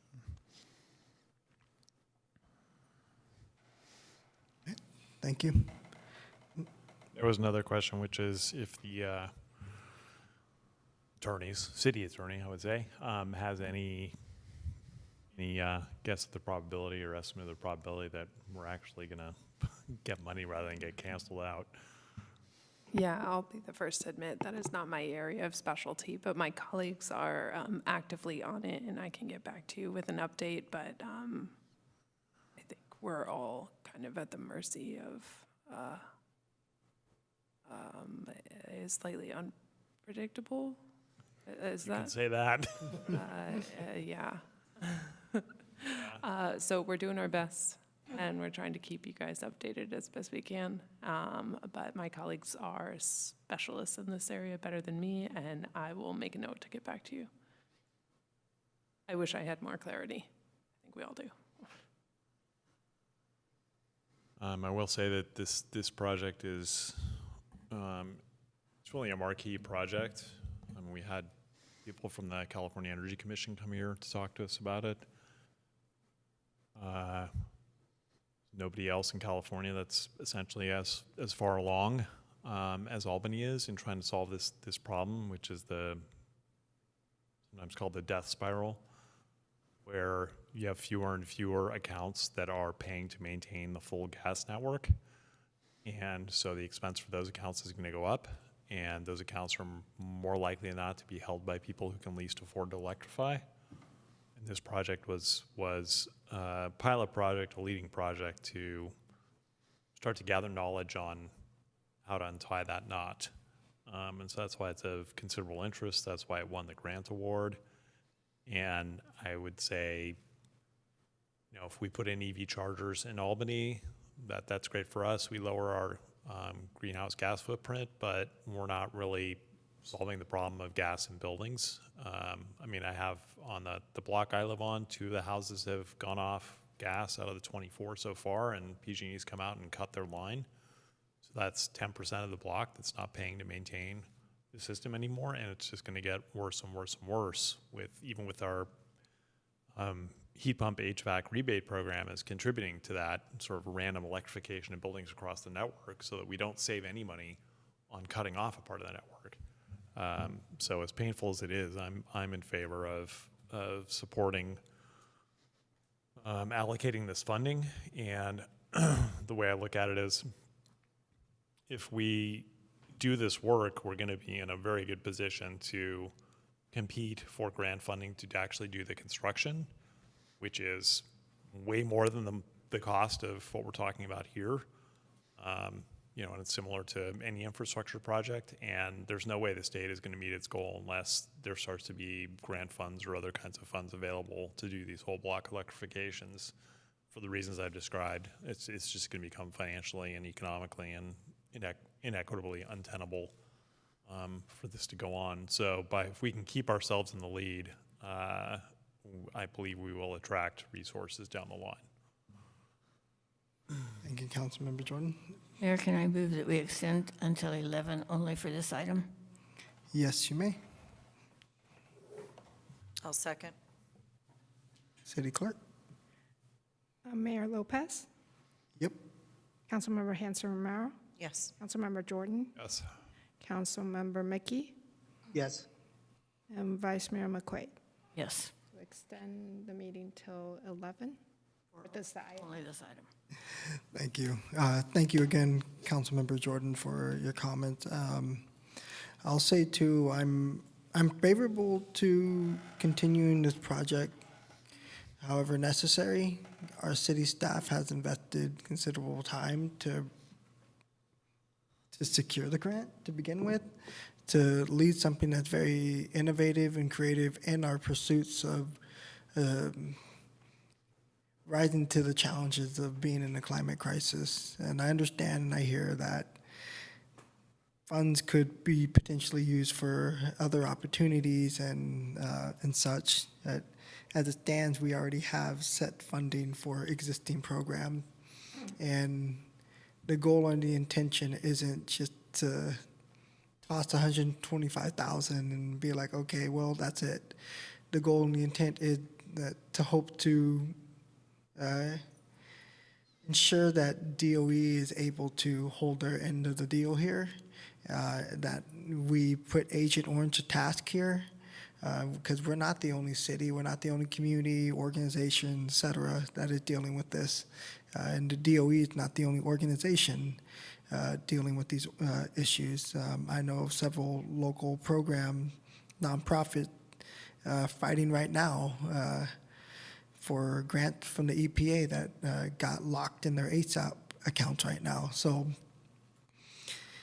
we have the benefit and the advantage of having a state behind our back right now, working really hard and diligently to make sure that things that were promised to us at the federal level come down. And if they don't, I don't believe any of us are sitting here thinking, well, okay, well, we're not going to put up a fight anymore to find some way to be reimbursed, because I do believe if there are other entities that benefit from this type of work, then yes, they should pay their fair share in the work that we're committing to.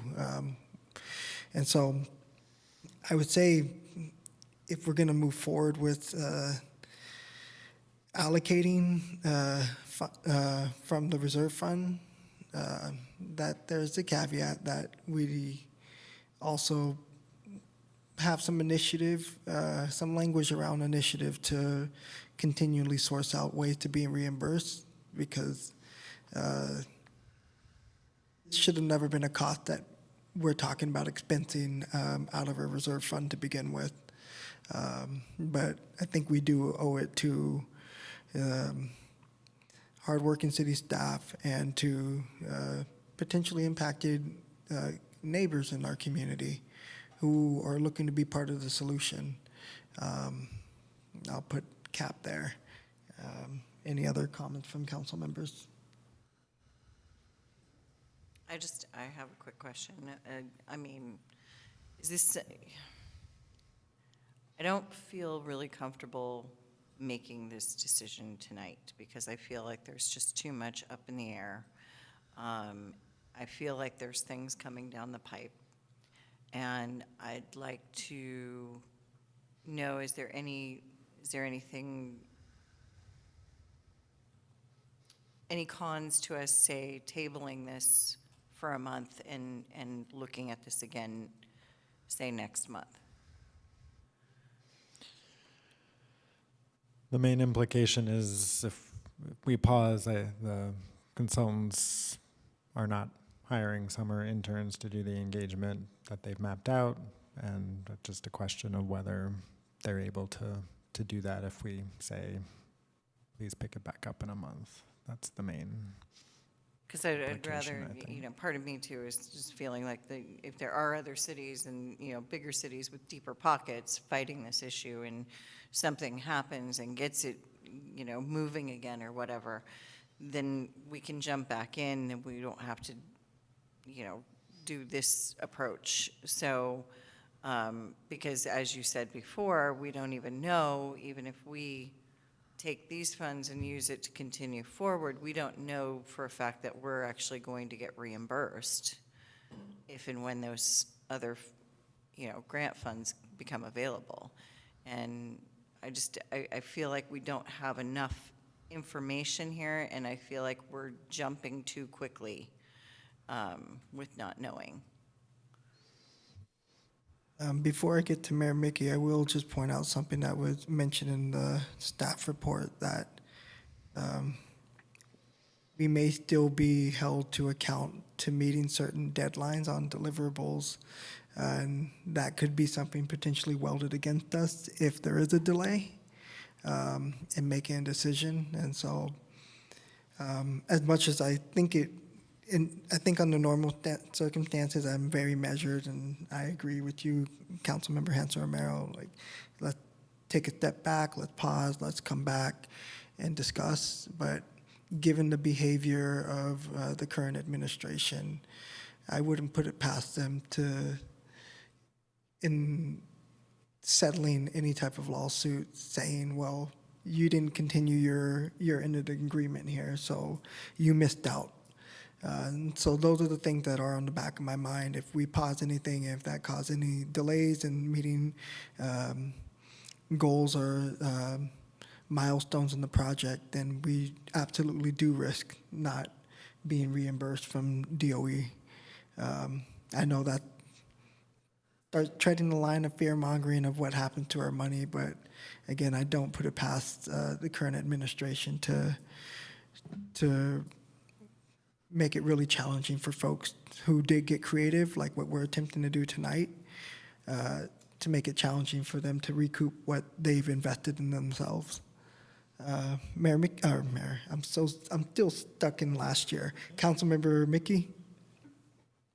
Yeah, you know, I really appreciate the conversation we are having as council members, because I think I have gone through all the stages that each of you are describing in terms of where your thoughts are.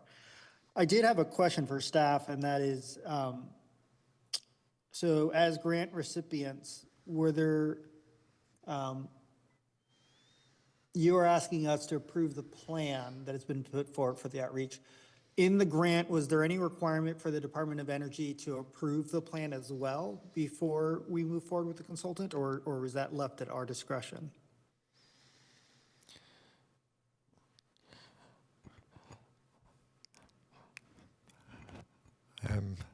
It's been too long since I've reviewed it. I know we had check-in points with them, and part of our check-in meeting that was canceled was going through, you know, project updates, but whether they reviewed this material, I don't remember. So I ask only because I don't want to, knowing the administration that we are working with today, I don't want us to accidentally approve a plan and approve the expenditure and not have missed crossing a T or dotting an I in terms of whether or not the grant stipulated that the Department of Energy should review all proposals before we accept a proposal from a subconsultant, from a consultant, apologies. I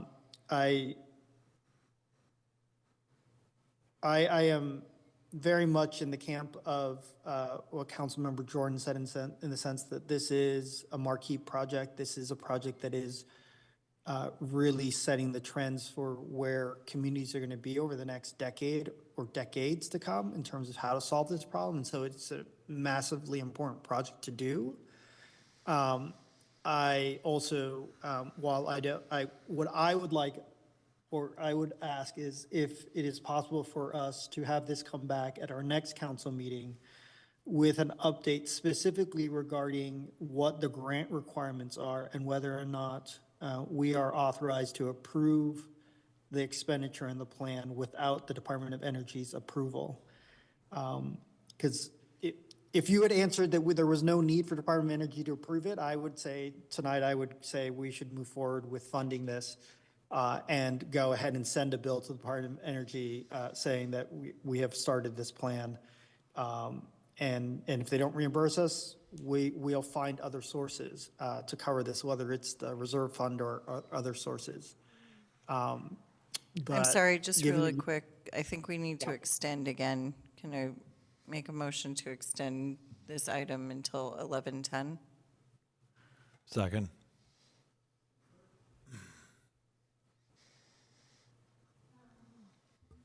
Councilmember Mickey, Yes. Vice Mayor McQuaid, Yes. Mayor Lopez, Yep. Councilmember Hanson Romero, Yes. Councilmember Jordan. Yes. 11:10. Sorry about that. Just wanted to. Yep. Nope, it's all good. I thought I still had 30 seconds on my clock. So what I guess what I'm saying is I came into the meetings tonight with a lot of different thoughts. My primary thought being that this was a pretty important study that had to continue, and that, you know, approving this and continue to work to either find alternative sources of funding or continue to work with the Department of Energy to find out if we're going to get reimbursed. I was ready to move forward, but I do worry that if we move forward, I don't want us to have missed some stipulation in the grant that would be used against us to say that they will not reimburse us because we didn't cross a T or dot an I. Thank you, Councilmember Mickey. I think that definitely speak to the concerns that I have. What was that? I didn't get a turn. She wants to talk. I'm sorry, yeah. No. I sound like you were wrapping it up. Oh, no, I was just stating that definitely speak to the concerns that I had, that if we don't do this in a way in which we make sure that we're protecting ourselves, I don't want to run the risk of absolutely cutting ourselves off from being reimbursed. And so I thank you, Councilmember Mickey, for bringing up that point. And perhaps, you know, don't worry, not wrapping it up, but I think there could be a potential compromise that we give city staff a bit more buffer room to kind of address some of the things that we are bringing up right now. And if need be, we can hold a special meeting. That's not a problem. But want to hear what Vice Mayor McQuaid also has on their mind as well first. I was just thinking, when you said special meeting, we are meeting next week. Could we possibly add one agenda item? I'll have to check. Yes. And I don't know if you need to, but Yeah. thought. This one's really hard, I think, because like all of you, I really support this project. I think it's great. But I do wonder about, as I talked earlier, about being really fiscally responsible and thinking about our community. And, you know, one of the reasons this tax goes up is because utility costs are going up. And if that becomes harder and harder for our community to pay their utility bills, at this point, might it be a better use of our funds to help with that? I'm not sure, but I think it's something we need to be thinking about. There may be things in the transportation space that are going to need funding. I think if we can wait and get a little bit more information, and even if it's a week or 2 weeks, I think that's a better alternative.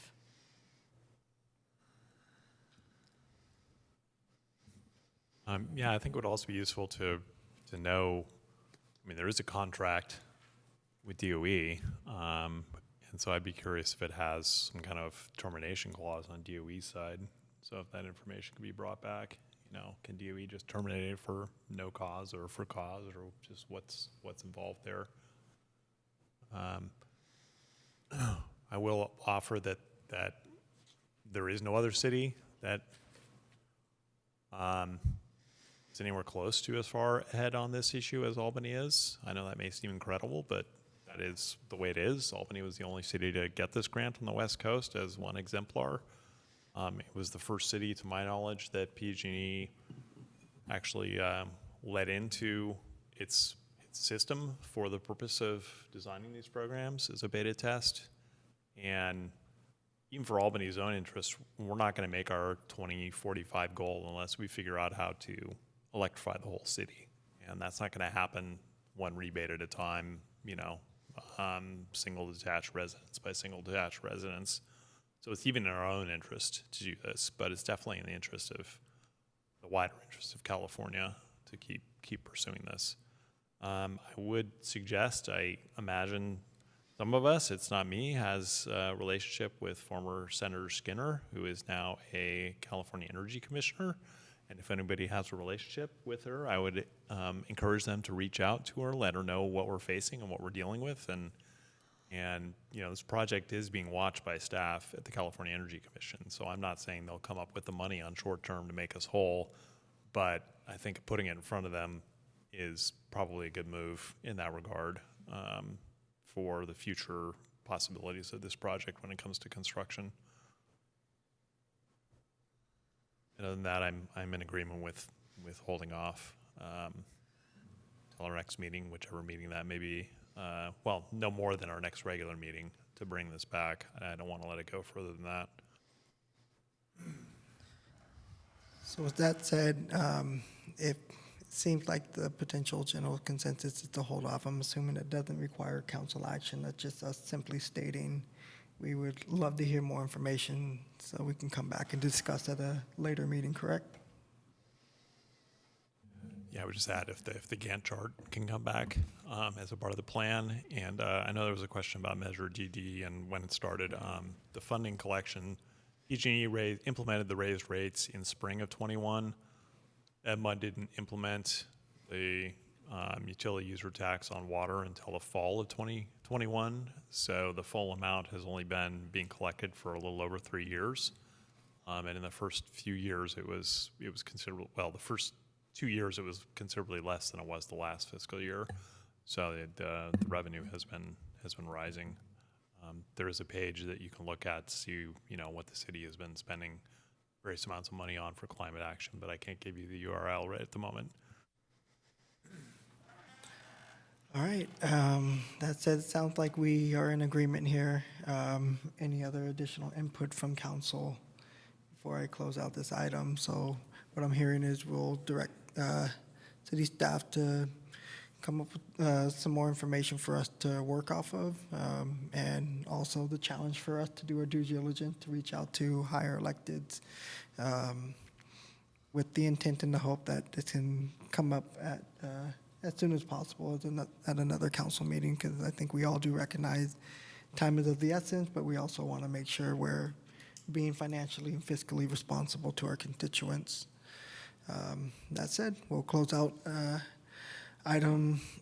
this item. We are almost at time. Before I open up item 12, I do want to ask if anyone has pressing need to. I'd like to make a motion that maybe we just end the meeting. That was the now. motion. I think that was the That was the motion. motion. Yeah, that was part of the motion. Last item. Close that after this. So Meeting adjourned? Yeah. Grab that gavel. We are out.